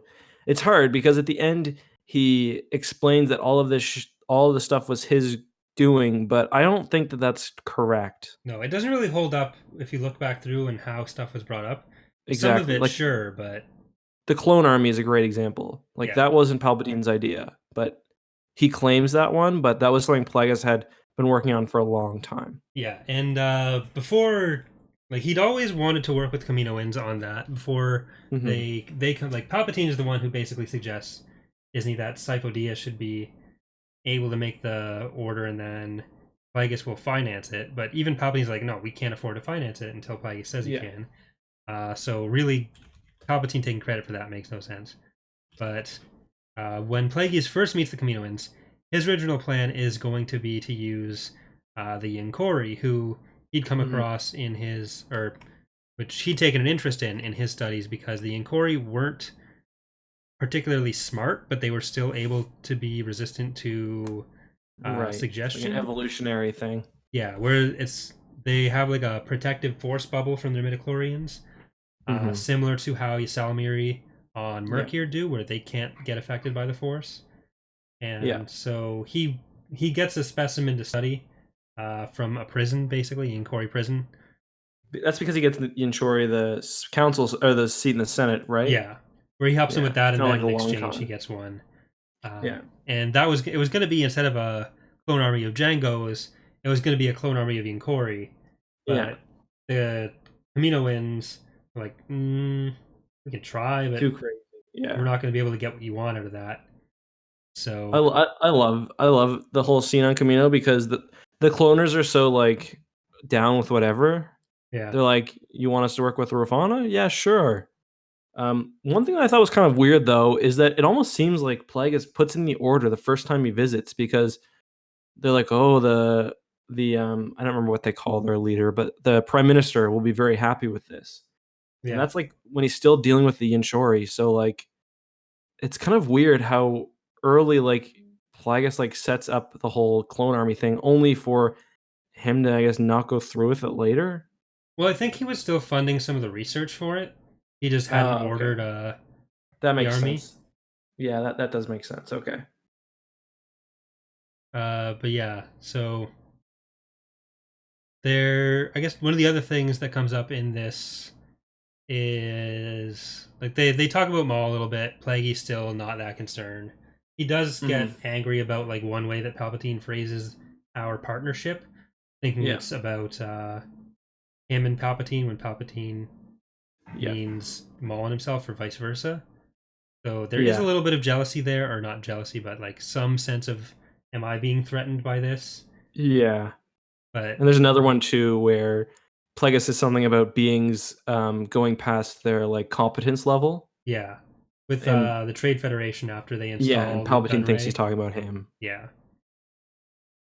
So I think that just shows like Palpatine was looking for reasons to jump on Plagueis. Yeah. And someone said, well, this won't be the only in the chat. This won't be the only time Plagueis will sleep, but Plagueis didn't sleep at this point, because at the beginning of the book, he had his master Tenebrous had got to the point where he didn't need to sleep, and that was something that he kind of coveted. So he learns not to sleep himself. So it was really like a very unique situation. And Palpatine is kind of always on guard after he gets choked out by Plagueis. Not one occasion, he's always kind of ready. So Yeah. They're both looking to orchestrate a rise for Palpatine to the Chancellorship, and they think the way they need to do that is to put Padme as the new Queen of Naboo to initiate a vote of no confidence. Or that wasn't necessarily the initial way they were going to do it, but they saw Padme as a good candidate to be Queen of Naboo, to help with igniting tensions with the Trade Federation and leading towards the Clone Wars and Palpatine's ascension. So that's what a lot of it focuses on. And I don't know that there's much that we haven't already talked about like the Naboo politics. Other than No, I mean the stuff about Padme is kind of interesting because she is a 14-year-old elected queen, but yeah, yeah, I mean it's basically it's not beat for beat like the Phantom Menace, obviously, but Yeah. you're just getting different perspectives on what's happening. You see that more of it's being manipulated by Palpatine than you might expect. Plagueis is right there when Maul is getting his sort of talk with Palpatine about now the Sith will finally reveal himself, or themselves. yeah. But yeah, Well, when Plagueis finally does go to kill Vidar Kim, right. he reveals himself as like Sith You Lord. mean Varuna? Or Varuna, rather, sorry. Yeah. He reveals himself as a Sith Lord, but it's right after, or right before a scene where Maul is being sent by Palpatine to take out all the Black Sun leaders. And I Right. guess you'd have to imagine that there's a lot of the stuff that leads up to the Shadow Collective being done when he's on these missions, but That's a book too. I forget which book that yeah. is. But yeah. But Maul brags to when he's killing Garen. Yeah, the leader, yeah, Garen. And Palpatine chastises him when he gets back. Like, if he'd gotten away, we'd be screwed. And I wonder if Plagueis did the same thing. Like, oh, yeah, he 100% just did. Yeah, because Plagueis is like, well, whatever. Like, yeah, Palpatine like, even tells he Plagueis, like, can you believe that Maul did this? Like, yeah, that sounds good. Plagueis is like, bitch, I just did the same thing. Or I'm about to. I don't remember the timing, but the part of the plan that makes the least sense to me with installing themselves in power, like, I get the idea of Palpatine being Chancellor and then Plagueis being like some kind of advisor, but it seems like Plagueis' plan is that as soon as Palpatine is Chancellor, he's somehow going to have the legal authority to just like the next day, it's like the him commencement speech. Co-chancellor. It's like, yeah, that makes no like that part makes no sense. For one, like if you're about to execute the grand plan, which you are, the legal structure of the Republic isn't going to be super important for very long. So like you're just stroking Plagueis' ego. Let him be behind the scenes. Then when you make your new empire, you guys can be co-cutie emperors if you want. Like there's nothing that like, because if Palpatine is the Chancellor, he can do whatever he wants, basically within whatever constitutional limits. There's no advantage to having a second Chancellor there. I guess there's some like public, because at this point, like Hugo Damask had started to like reemerge after being crazy on the island and growing a immune beard. But it's just, I don't know. It would have made more sense just for him to be like some sort of elder statesman or something, Yeah, just like keep trying to like have that image of Palpatine as the good Chancellor, the caring dude that get all that extra emergency power that Jar Jar grants him, and then eventually you can just do whatever you want, and Plagueis can be in whatever position you want after you destroy the Jedi. But if you like immediately get promoted to win the election to Chancellor, then appoint Plagueis. It makes. Yeah, pardon my vulgarity, but I think Plagueis got a bit of a immune stiffy when he was like hanging out with all like the government people and like I don't know. I think he took a liking to the life, Yeah. honestly, because I like thought you were gonna say when Palpatine was like reading his acceptance speech before he kills him. Oh yeah, tell me well, how yeah. great I am. Okay, enough, Jesus. Yeah. Yeah. I did like the fact that it was Kuat, the Kuwati senator, who was like, "We don't need a military. The Corps That was knows how to." bizarre. Even though they had a Yeah. giant fleet already. And even though Kuat would be like the ones producing new ships, so like why would they ever not want war? You know? Yeah. It's like the most honest Kuwati senator ever. No one else needs a fleet. We need a Yeah. fleet. Yeah. And Maul's initial double-sided lightsaber was just two lightsabers welded together. I imagine it being like a red-green type of thing. It's like literally duct tape or like Do other people get that reference? Was that a thing outside I Canada? probably not. Non-Canadians probably will not get that reference, but Just imagine a duct tape lightsaber with an old plaid shirt wearing lodge member. There's one of Red Green's creations basically explains the entire show. They take a truck with a like a truck bed. They put a tarp down, and then they take a hose, put the hose in the exhaust, put the exhaust to the other end of the hose in the back of the truck bed, fill it with water, and make a portable hot tub. Was that an Adventures with Bill? I think so. Heated with the power of carbon monoxide. Oh. Oh, we should do a Red Green podcast. Oh, I'd be down. Red Green and Trailer Park Boys, maybe. They hear about Anakin, and they both seem kind of surprised that he's there. So yeah, what does that do for the theory of Plagueis made Anakin? Well, I think it still fits because they sense some sort of shift because it's like, okay, so 9 years back or whatever, they were meditating, and it's not exactly clear what they did other than that they shifted some sort of paradigm. Yeah. And then they felt some sort of reaction, and then the time worked up. It's like it's like a girl you met one night tells you she's pregnant, you're doing like the mental math. That's basically like what Plagueis and Palpatine are doing. That Galifianakis gif in the background while Palpatine's thinking. Yeah, exactly. But I guess with the Force experiments, we do find out in this section that Plagueis has been successful. Palpatine and Plagueis are there, where they finally let Venamis die, but not before Plagueis had like killed him and brought him back 17 times until it was just too much. Just like what's his name, Bevel Lemelisk, Palpatine does that with in Legends later on, or I guess this is Legends later on. Yeah.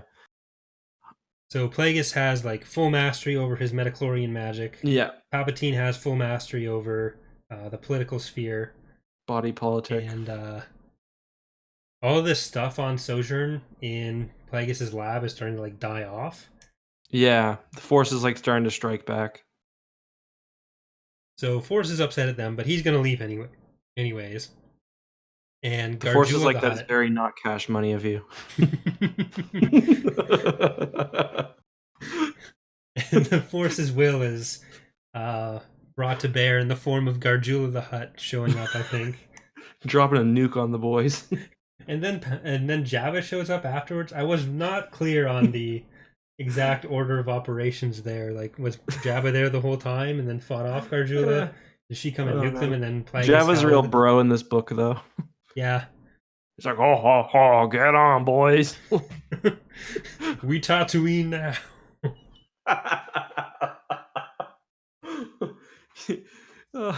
Gotta come visit my party shack up in the Yunlin Wastes. Boba Fett there. We got an elephant or Ephant Mon, who's Force sensitive, by the way. There's an alternate ending to this book, actually, where instead of Palpatine killing Darth Plagueis, Plagueis just resigns and goes and hangs out on Jabba's sail barge for decades. Man, you know what? I'd take it. I do like how Ethan Mon gets name dropped. You know him? He's like the oh, what's that species name again? Chevin, I think. Yeah. Like the Elephant Man, the like one of George Lucas's really ingenious names.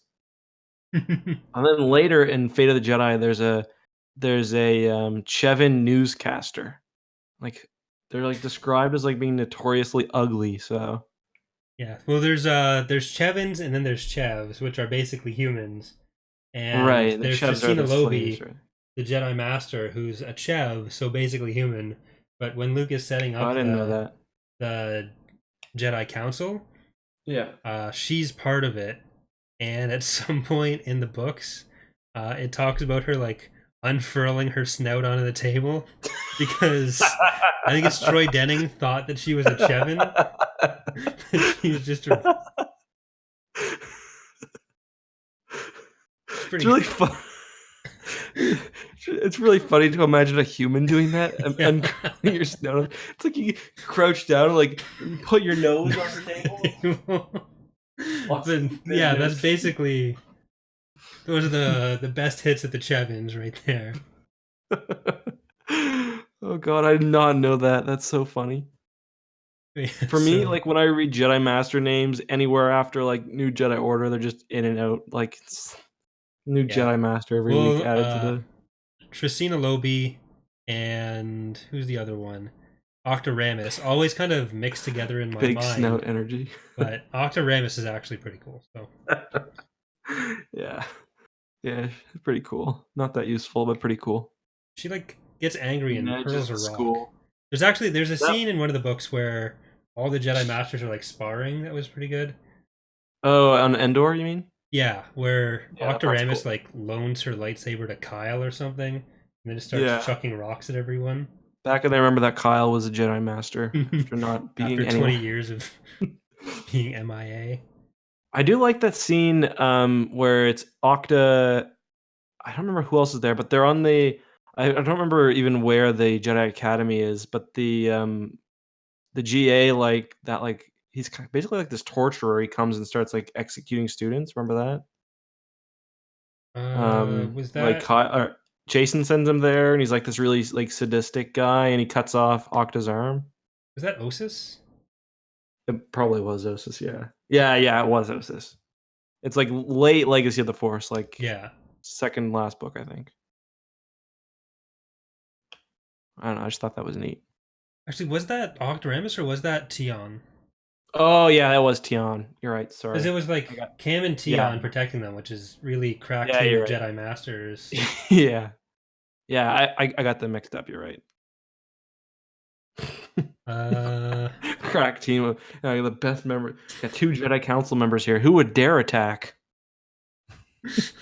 Literally anybody. oh wait, one of them can barely use the Force. Gonna throw some Yeah. library books at you. Yeah. All right. Anything else? Any other major plot points? Let me just see. One thing that's interesting is the I think he's introduced here, the Sith Darth Gravid. Right. And he's kind of like they kind of use him as an example of or like as a reason why like lots of Sith kind of information is lost, knowledge. And one thing that got me thinking about is like we also have kind of lots of exaggerations about the Sith. Like at one point, they talk about how or Plagueis talks about how ancient Sith could fly, they could summon lightning and poison and do whatever they wanted. They could transfer their souls. So it gets kind of interesting to think about whether all those stories were true, or whether they are exaggerated because the records are sort of lost. It's kind of an interesting thing where like game mechanics and comic book fights tend to become like Yeah, the legends of the books, exactly. where they become the mythos. Mm-hmm. Exactly what I was thinking. Yeah, I thought that was a pretty cool like way to handle it. Even Yeah. like Bane is like, they don't fully know what's going on with him. Yeah. So Dooku, I guess, comes up a fair amount where he is finally leaving the Jedi Order. And, Right. well, I guess Palpatine actually kills Plagueis first before the final conversion of Dooku. So Right. when they're planning Palpatine's acceptance speech, he goes into, was that Plagueis' apartment? Or were they in Palpatine? Either way, someone's apartment. Yeah, because Palpatine's about to leave, so they're in Plagueis's. Yeah, so Plagueis is getting super drunk for some reason.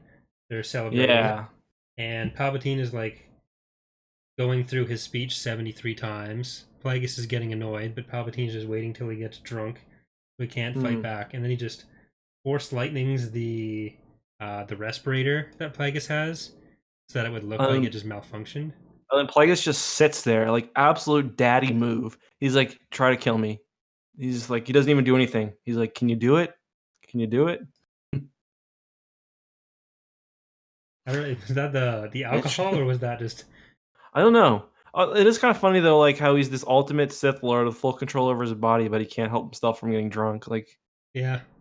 just stop. Like, just Did they ever try holding like a party for the Jedi, where they'd serve themselves like ginger ale, and they'd give all the Jedi wine, so then they just slaughter them all?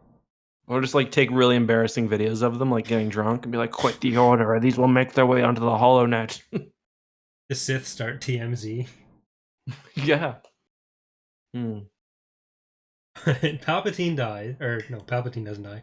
Plagueis dies. Oh, later. It looks like, yeah. Jump forward about 20 years or 30 years, 35 years. 36. Okay.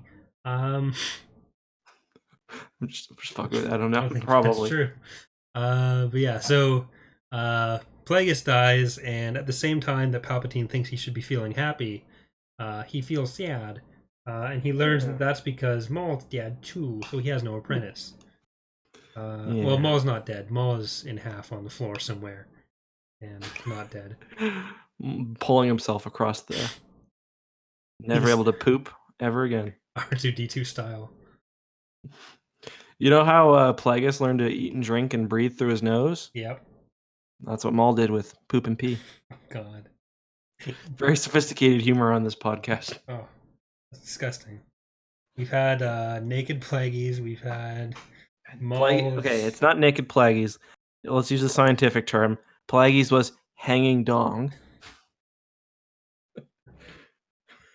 Okay. Want to be clear?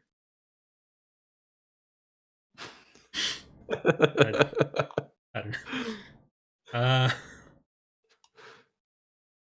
Yeah, so Palpatine gets Dooku to leave the Jedi, or talk to Dooku, who is leaving the Jedi Order, has been flirting with that idea throughout the whole for like a couple decades. Yeah, the whole book series. I thought the bit about his apprentice was kind of dumb, but I don't know if that comes from another book or not. I assume Kamari Vosa? Yeah, the Bando Gora and Kamari Vosa were set up by a lot of other stuff beforehand. Yeah. I think she was in like the Bounty Hunter game, Boba Fett game. Honestly, I never played that game. But she'd shown up in a few things before, so that was definitely working in other bits that had been established elsewhere. And Dooku was upset about things that were happening in Into the Republic. And he was kind of hoping he'd find the Sith Lord.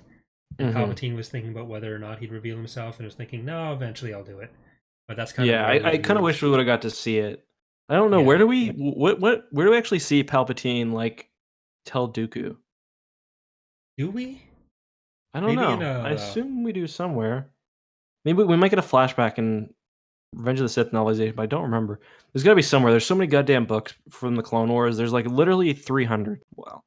Yeah, but well, not literally, but better part of the 10 years between Episode 1 and 2. There's like Outbound Flight and Jedi Quest. Well, there are. Yeah, there's got to be something. I don't know. So we get Yaddle dying, but there's a lot of right. But there's a lot of like there's the whole Republic comics. There are and there's a lot of young adult novels, or even maybe Cloak of Deception. Yeah, maybe. I don't remember. That was never the Clone Wars was never one of my favorite eras, to be honest. Yeah, because Cloak of Deception was also by James Luceno, and had a lot of Qui-Gon stuff in it. I think it was before episode 1, but I think it might have involved flash forwards, but no. Either way. I can't remember. There's so many books set during that era. I'm trying to remember. There's like, I think there's at least like 40 or 50 books set in this era, just like between the young adult ones, yeah. A lot of them are just like Obi-Wan and Anakin, or Qui-Gon Jinn and Obi-Wan going on adventures, but whatever.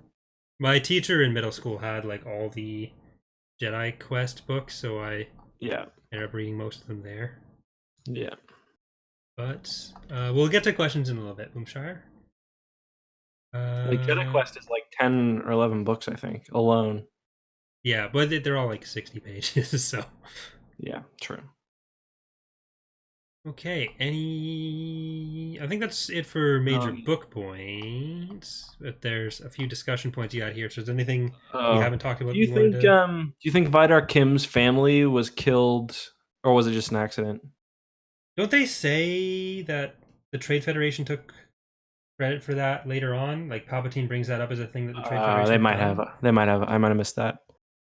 Because when Palpatine's like airing Newt Gunray's dirty laundry, trying to explain who he is, I think it comes up that like, oh, you killed them, didn't you? Gotcha. Okay, it's possible. That sounds right. I don't remember. I think that's what happened. I could be wrong there. Yeah, I think you're right.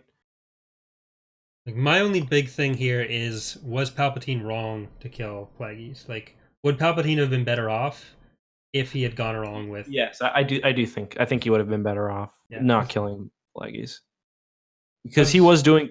Palpatine never like reached the. I don't even think Palpatine reached like some of the abilities Plagueis had with like resurrection and stuff. No. And that was Palpatine's main issue in life, was that he died multiple times. So if Plagueis had been around, maybe that wouldn't have happened. And all of his apprentices were kind of shit. Like, let's be real. Maul, useless. Yeah. Dooku, never really wanted him as an apprentice in the first place. And then Anakin had him as an apprentice for 3 minutes, turned into a burning pile of whining, and I can't see Anakin being like a scholar of Sith lore and learning new. No, not at all. Yeah, not at all. I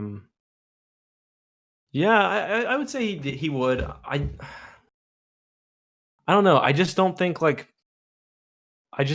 that's possible with Palpatine's character, though. Yeah. But you also have to wonder, like, once Palpatine did basically secure the galaxy, and then the question is like, what next after that?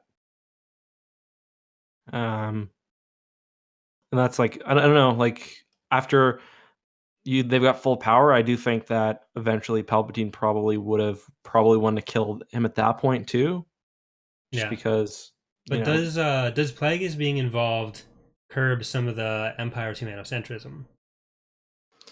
I don't think so, because Plagueis recognizes, he says at one point, that the future belongs to humans.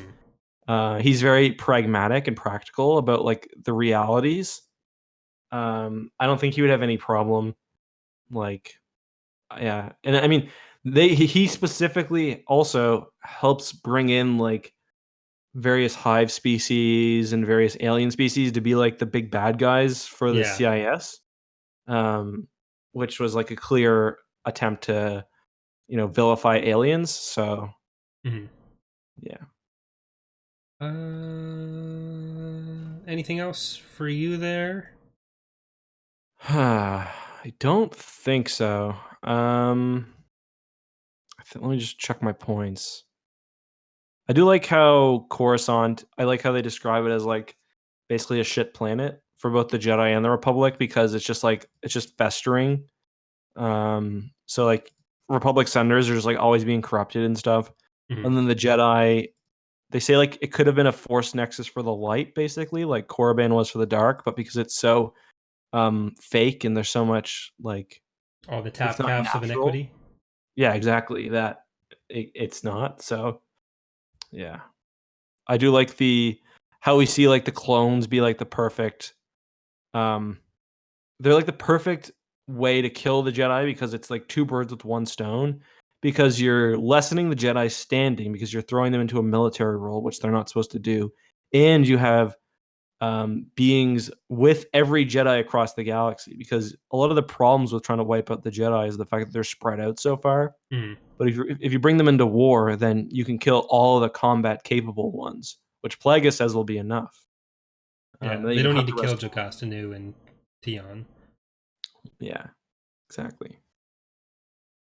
And that's why Anakin was able to just waltz through Temple. Yeah, because he Other was than fighting like Sindralig. he was going against like the third liners. Yeah. The younglings, librarians, and Sindralig. Yeah. Really kind No, of undercuts Vader as this scary figure capable of all that. Like, yeah, it's no, like all the clones are out there. I think the clones are ever just like watching like the news and just like fuming. Like they had to like gun down like I was gonna say Mace Windu, but obviously not. They had to like gun down like the hero Jedi masters, and Anakin's just like killing the janitor and like the like, Jedi healer and shit. All right, so I guess rankings and then questions. For me, I think this has got to be number one. I'm kind of surprised because I really prefer the New Republic era, and I like the older books. Like I like the Bantam era, but this is just so well written. It's so adult. It's even got like difficult language. Like there are words in this book that like I had to look up. I mean, I didn't have to understand the context, but because I was curious.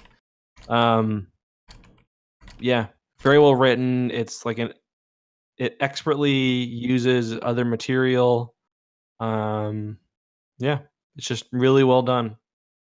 The third act is definitely the weakest by far, but it's just an exploration of the universe we don't really see in anything else. So number one. So just for everyone out there, Eckhart's current ranking is Plagueis first, Rogue Squadron second, Back to War third, Wedge's Gamble fourth, Truce of Bacurus fifth, and Rightos Trap is sixth.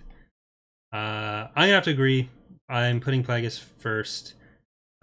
Basically, I don't know that it'd be a book that I'd recommend to like someone coming in new to Definitely. Star Wars because the thing it does best is that it is such a repository of Legends references. But because what my favorite part of Star Wars is the broader universe building rather than necessarily Definitely. the individual stories. It basically is exactly what I would want out of a book like this.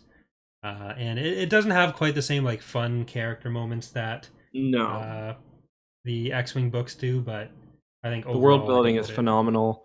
yeah, It's like with X-wing, like the world building is sometimes off because it's like still kind of figuring stuff out. But like this is the exact opposite. Everything feels just like it should. yeah, Scale is always right. The like the way things are portrayed or the descriptions of things are always right. So yeah.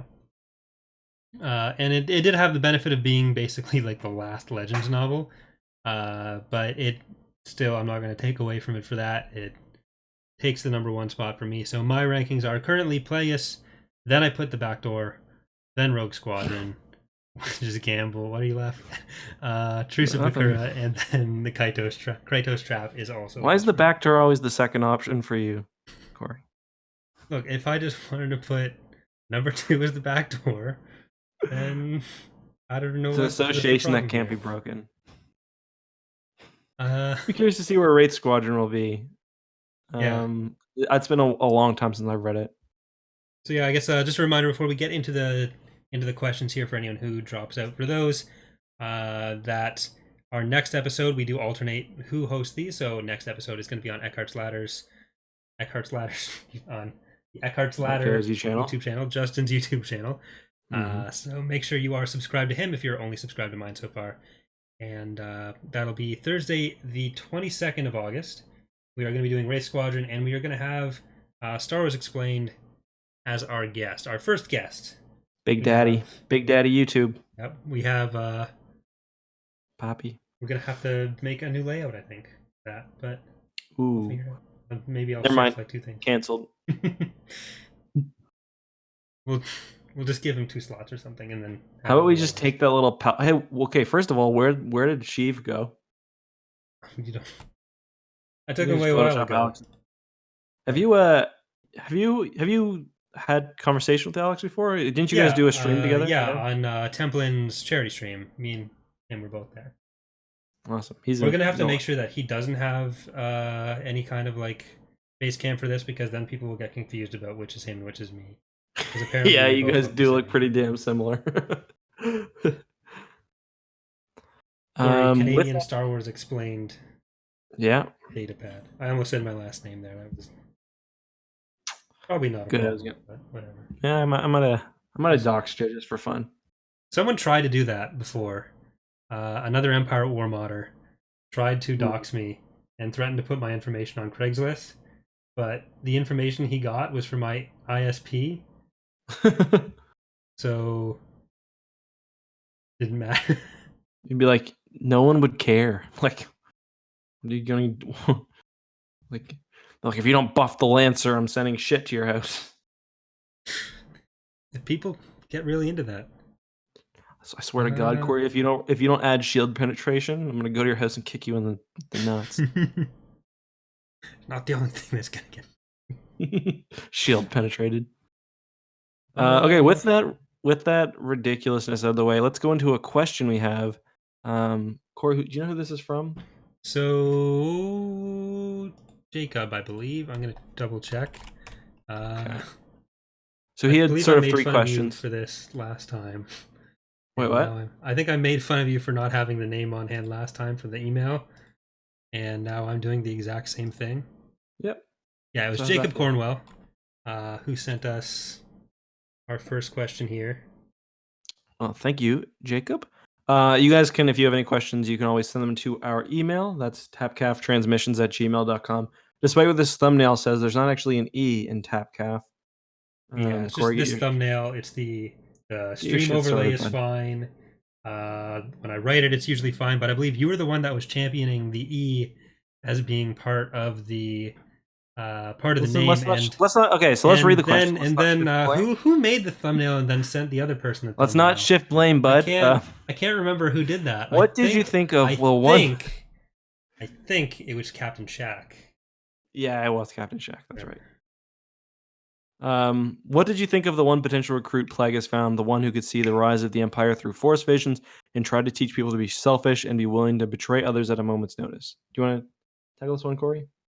I feel like that was the one of those 3 that I would have liked a bit more information on. We kind of talked about that earlier, where the Nautilin and the Gambler were kind of pointless, but then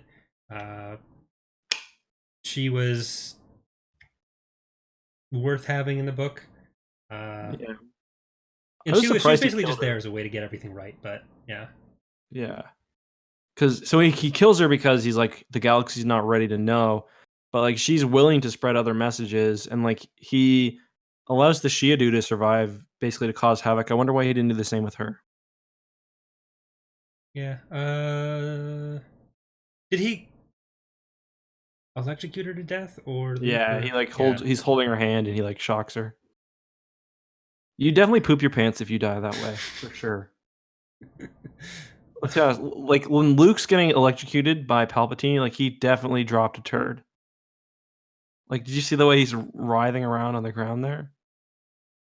Is this what you're just thinking about whenever you're reading or watching? Every time I watch Return of the Jedi, I'm like, man, he's who is defecating when? Like he's pooping his drawers right now. What about Vader? The same thing happens to him. It happens to Vader. It probably happens to Han when he awakens from carbon freezing, and Jabba when he's choked out. Not when he awakens from carbon freezing, unless he had to go beforehand. Well, he wasn't. He was locked up for quite a while, and I bet you Vader didn't give him a chance. He wasn't digesting. Yeah, but he would have been in like the whole point of carbon freezing is he's in the exact same state as when he went in. You don't think he grabbed a? He was just having dinner with Vader. That was the most like disappointed I've ever heard anyone say my name. Corey. What were they doing? He was having dinner with Vader. They walked in thinking they were. Did they ever actually have dinner? there was a full spread. You're not going to waste that on Cloud City. You know how hard it is to get material there? Yeah, there was still the full spread when they finished, wasn't there? Full spread. No, you only see them walk in. Then he closes the door. Have you even Okay, seen so Star we Wars? don't know how much You're food he big ate. fans. We don't know how much food he ate. You're predicating your whole argument on Okay, it doesn't matter. eating Even if this he had, meal, even if and he then hadn't, it would have been wasn't like an expecting to hour. be. It was an He hour wasn't expecting to before. be locked up. Nuh-uh, because they had to wait for. Okay, they had to wait for Luke. They were torturing him. You think Han is going to use the bathroom in the prison in front of Princess Leia? No. They were testing it because they wanted to know if they could use it on Luke. So they would have been waiting for Luke to test it. He was already frozen. Yeah. They wait for Luke to arrive because remember they're torturing him. Okay. He's frozen right before he gets there. So what if he went to the bathroom in prison? In front of Leia. Well, that's how prison works. Okay, next person who poops himself would be Jabba. Because he gets choked out, and I think that's a notoriously common. Plus, he's a giant food slug. I think that's mostly it. Some What of the about- Ewoks when C-3PO is being levitated. So what happens when Darth Maul is cut in half and he loses control I over already his explained this. He bowels? poops out of his nose. No, but that initial poop. Oh, As well, he's falling. he doesn't poop, but his lower body poops. Well, that's still him, I'd argue. Well, I don't know. Until he hits the ground, both halves are him. I guess so. All right. Second question. So we did talk about the Tenebrous Way earlier, and so also, if anyone else has any questions, poop related or not, feel free to leave them in the comments while we go over these last two here, or in the chat while we go over these last two here. And, Errol Cyranid definitely pooped himself when he hit the executor. Is an explosion, does that count as a poop?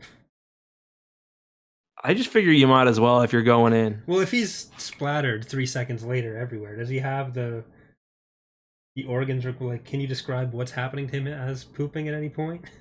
I can, but you wouldn't understand it. So what we need is for you to show up to the next one with a frame by frame. Listen, what you don't know is that I'm actually consulting on episode 9. So all of these questions will be handled much more neatly in the next movie. Well, we have to go through all the previous movies first to make sure we know exactly what that. frames people are or aren't pooping in. Well, next episode, at the end of the next episode, we'll address episode 1. All right. Just a hint, Sebulba, prime candidate.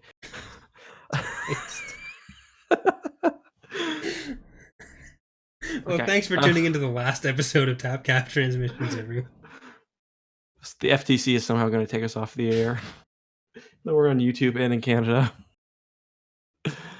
Out of all the other Rule of Two Sith mentioned, Tenebrous, Twi'lek Master, Gravid, Gian, Rampage, Vectivus, Guile, which one would you have most liked to have a full novel about, like Plagueis?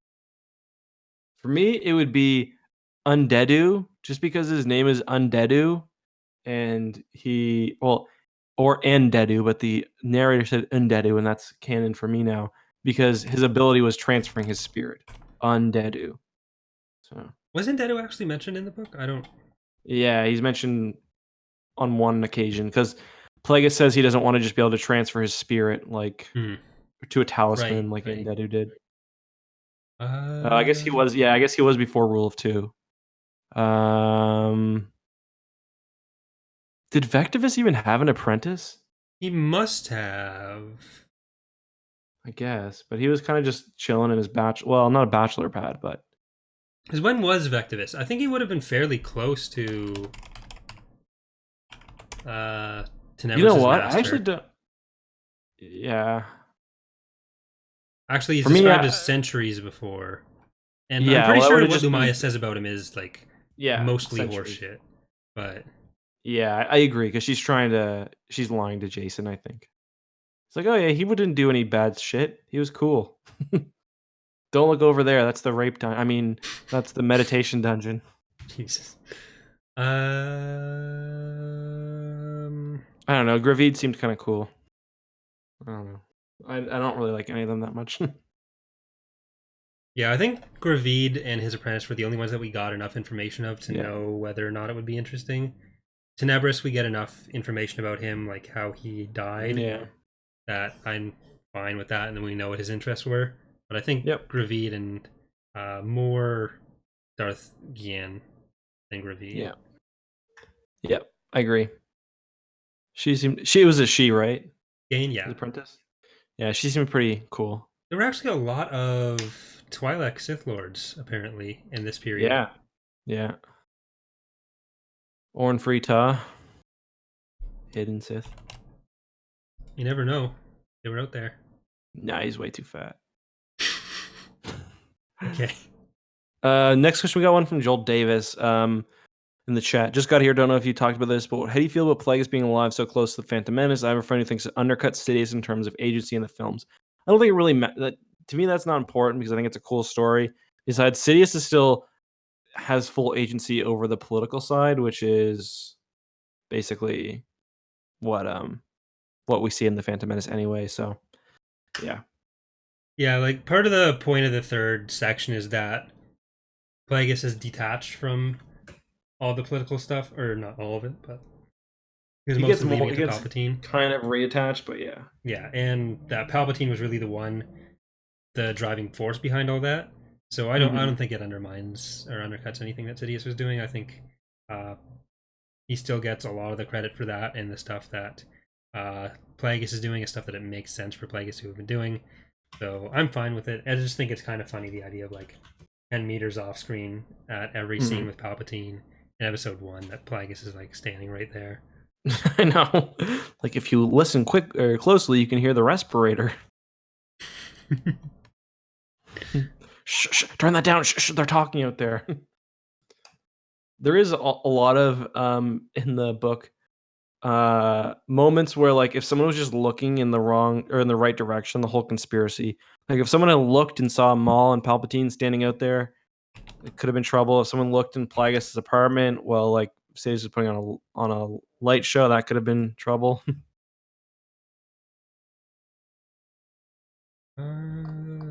In the chat, we have a question about from Boomshire about the first 4 X-Wing books. Proton Torps are blue and Race Squadron books are red, which is correct. I think it just is the model of proton torpedoes that matters there. I don't think it's either one being wrong. Like we see them as red in the movies, but they're also blue at some point in some of the editions. I don't think either is wrong. Yeah, just like turbo lasers, just could be different slightly, or one could be concussion missiles or something. Yeah, it's like the trail. Any company could make. Oh yeah, like any company could make them, right? So yeah, so it can all work. Yep. Another question we have: what was the Maleficent meant to be before the Clone Wars? I'm not sure what you're referring to there. What was the what supposed to be before the Clone Maleficent? Wars? Maleficent? Does he mean the malevolence? I think he might mean that, but I don't know that it was meant to be anything before. Yeah, I don't think it had a. I don't think it's like the Death Star where it had like some sort of. Yeah. Then we have, how do you guys think Plagueis compares to Darth Tenebrous, Vitiate, and Valkyrion? I never liked Valkyrion much, or Vitiate. But both have kind of the same idea of prolonging life, and he does mention Vitiate at one point as well. Mm-hmm. A lot of Sith Lords get mentioned. Malak gets mentioned. Nihilus gets mentioned. Vitiate gets mentioned. I think Nihilus. Yeah, he does get mentioned once. I think Nihilus and Scion both get mentioned when he's talking about like pain. Right, because he's like about like ugly Sith. Yeah. Same with that one from the. That was like a weird flex on Palpatine, wasn't it? Like you're gonna be ugly too. He's like, yeah. Like, oh, when you become strong in the Force, will you look ugly like me? I don't know, but I don't worry about it. Hold on. I think my grain bin's blown away. Nothing I can do about it now. Oh, well, get some F's in chat for Justin's green bin. Oh, I mean, I was walking down the street the other day, just dead ass raccoon right on the sidewalk. Nice. Nice. Well, So I was walking back from Gatineau, just over the bridge from Ottawa, and I looked up in a tree, and there was the largest raccoon I've ever seen, just staring down at me from like 2 feet Man, that above my happened head to on a branch. that. Oh, okay. That one wasn't close to me, but or my we have them because I've got like a green belt kind of behind my house, and there's like deer sometimes. And one day I just heard this screeching. I was like, oh my god, there's like a child in the tree. It's like three big ass raccoons just like eyeing my dogs. They're They're gonna vicious. snatch him. But yeah, we also my cat sleeps outside, right? Hmm. And today usually he'll bring mice to the house, he'll kill them and leave them on the step or whatever. Today he brought this big ass rat, man. It's like the most disgusting shit I've ever seen. This huge rat, like it had nasty old teeth. Like the cat came inside and slept for like 3 hours. And like, what's wrong with him? But I think he was just like in a full, like he was recovering his like HP. This thing was massive. I picked him up. I got like a pooper scooper for the dog poop. Picked him up and just yeeted him into my neighbor's backyard. We've been over this. You're not allowed to use that term. Well, I've used it twice this episode. Oh, the munificent frigate. Oh, It was probably like a censorship or something, wasn't it? Because that's what they're always yeah. described as. Communicate. I think it's usually called the Banking Clan Communications Yeah, Frigate in other stuff before the communications. Yeah. name. But they actually mentioned the capital class, like one of those, and it's referred to as a capital class ship. Wait, what did they mention? Sorry. There's what I assume is a munificent that's mentioned in the book. Oh, That he calls it a capital class, which I assume was supposed to be like its size range, as opposed to actually being called a capital class. Let's see. A freshly minted capital class starship returned Plagueis and Hill to Naboo, manufactured by Horst Kessel and Gwari. The vessel was shaped like an elongated pod with a flat underbelly. A lateral wing transected the convex hull aft. That does sound like it. That sounds like it's supposed to be magnificent, which Yeah. means whatever section that was in. I think that was the second section. I imagine Actually, that. no, this was the When first I read section. that, I thought that was like a shuttle size ship. I didn't quite pick up on how big it was. Yeah, That I makes think all- it is. It's meant to be a munificent, and it's like 67 ABY or BBY. Okay, so pretty early on. Yeah. But yeah, there's that. Cool. Anyone have anything else? No. Yeah. Any other comments? This book was fun to read, but it was kind of a good slog. Like last night, I had a lot left, so I just took my Kindle and just like went for a walk. I walked like 14 kilometers, finished it. Well, reading? Yeah, That's like dangerous. dead at night too. Yeah, in a good neighborhood. I didn't mean like walking into something. Oh, mostly like sidewalks and stuff. I don't know. But yeah, I think that's it for me. I gotta go rescue my green bin. All right. Just a reminder, guys. Not next week, week after, as always. Consider tuning in. And also, guys, this book is great on audiobook. The narrator is phenomenal. It's really, really enjoyable. It's unabridged. I think it's about 16 or 17 hours long. So I'd highly, highly recommend it. You can always find Audible codes, no problem. So. All right. So I guess we're gonna let you go and rescue your green bin. So thanks for watching, everyone. And again, tune in 2 weeks from now for our discussion of Wraith Squadron with Star Wars Explained. Bye, everyone. Yeet! Oh my god.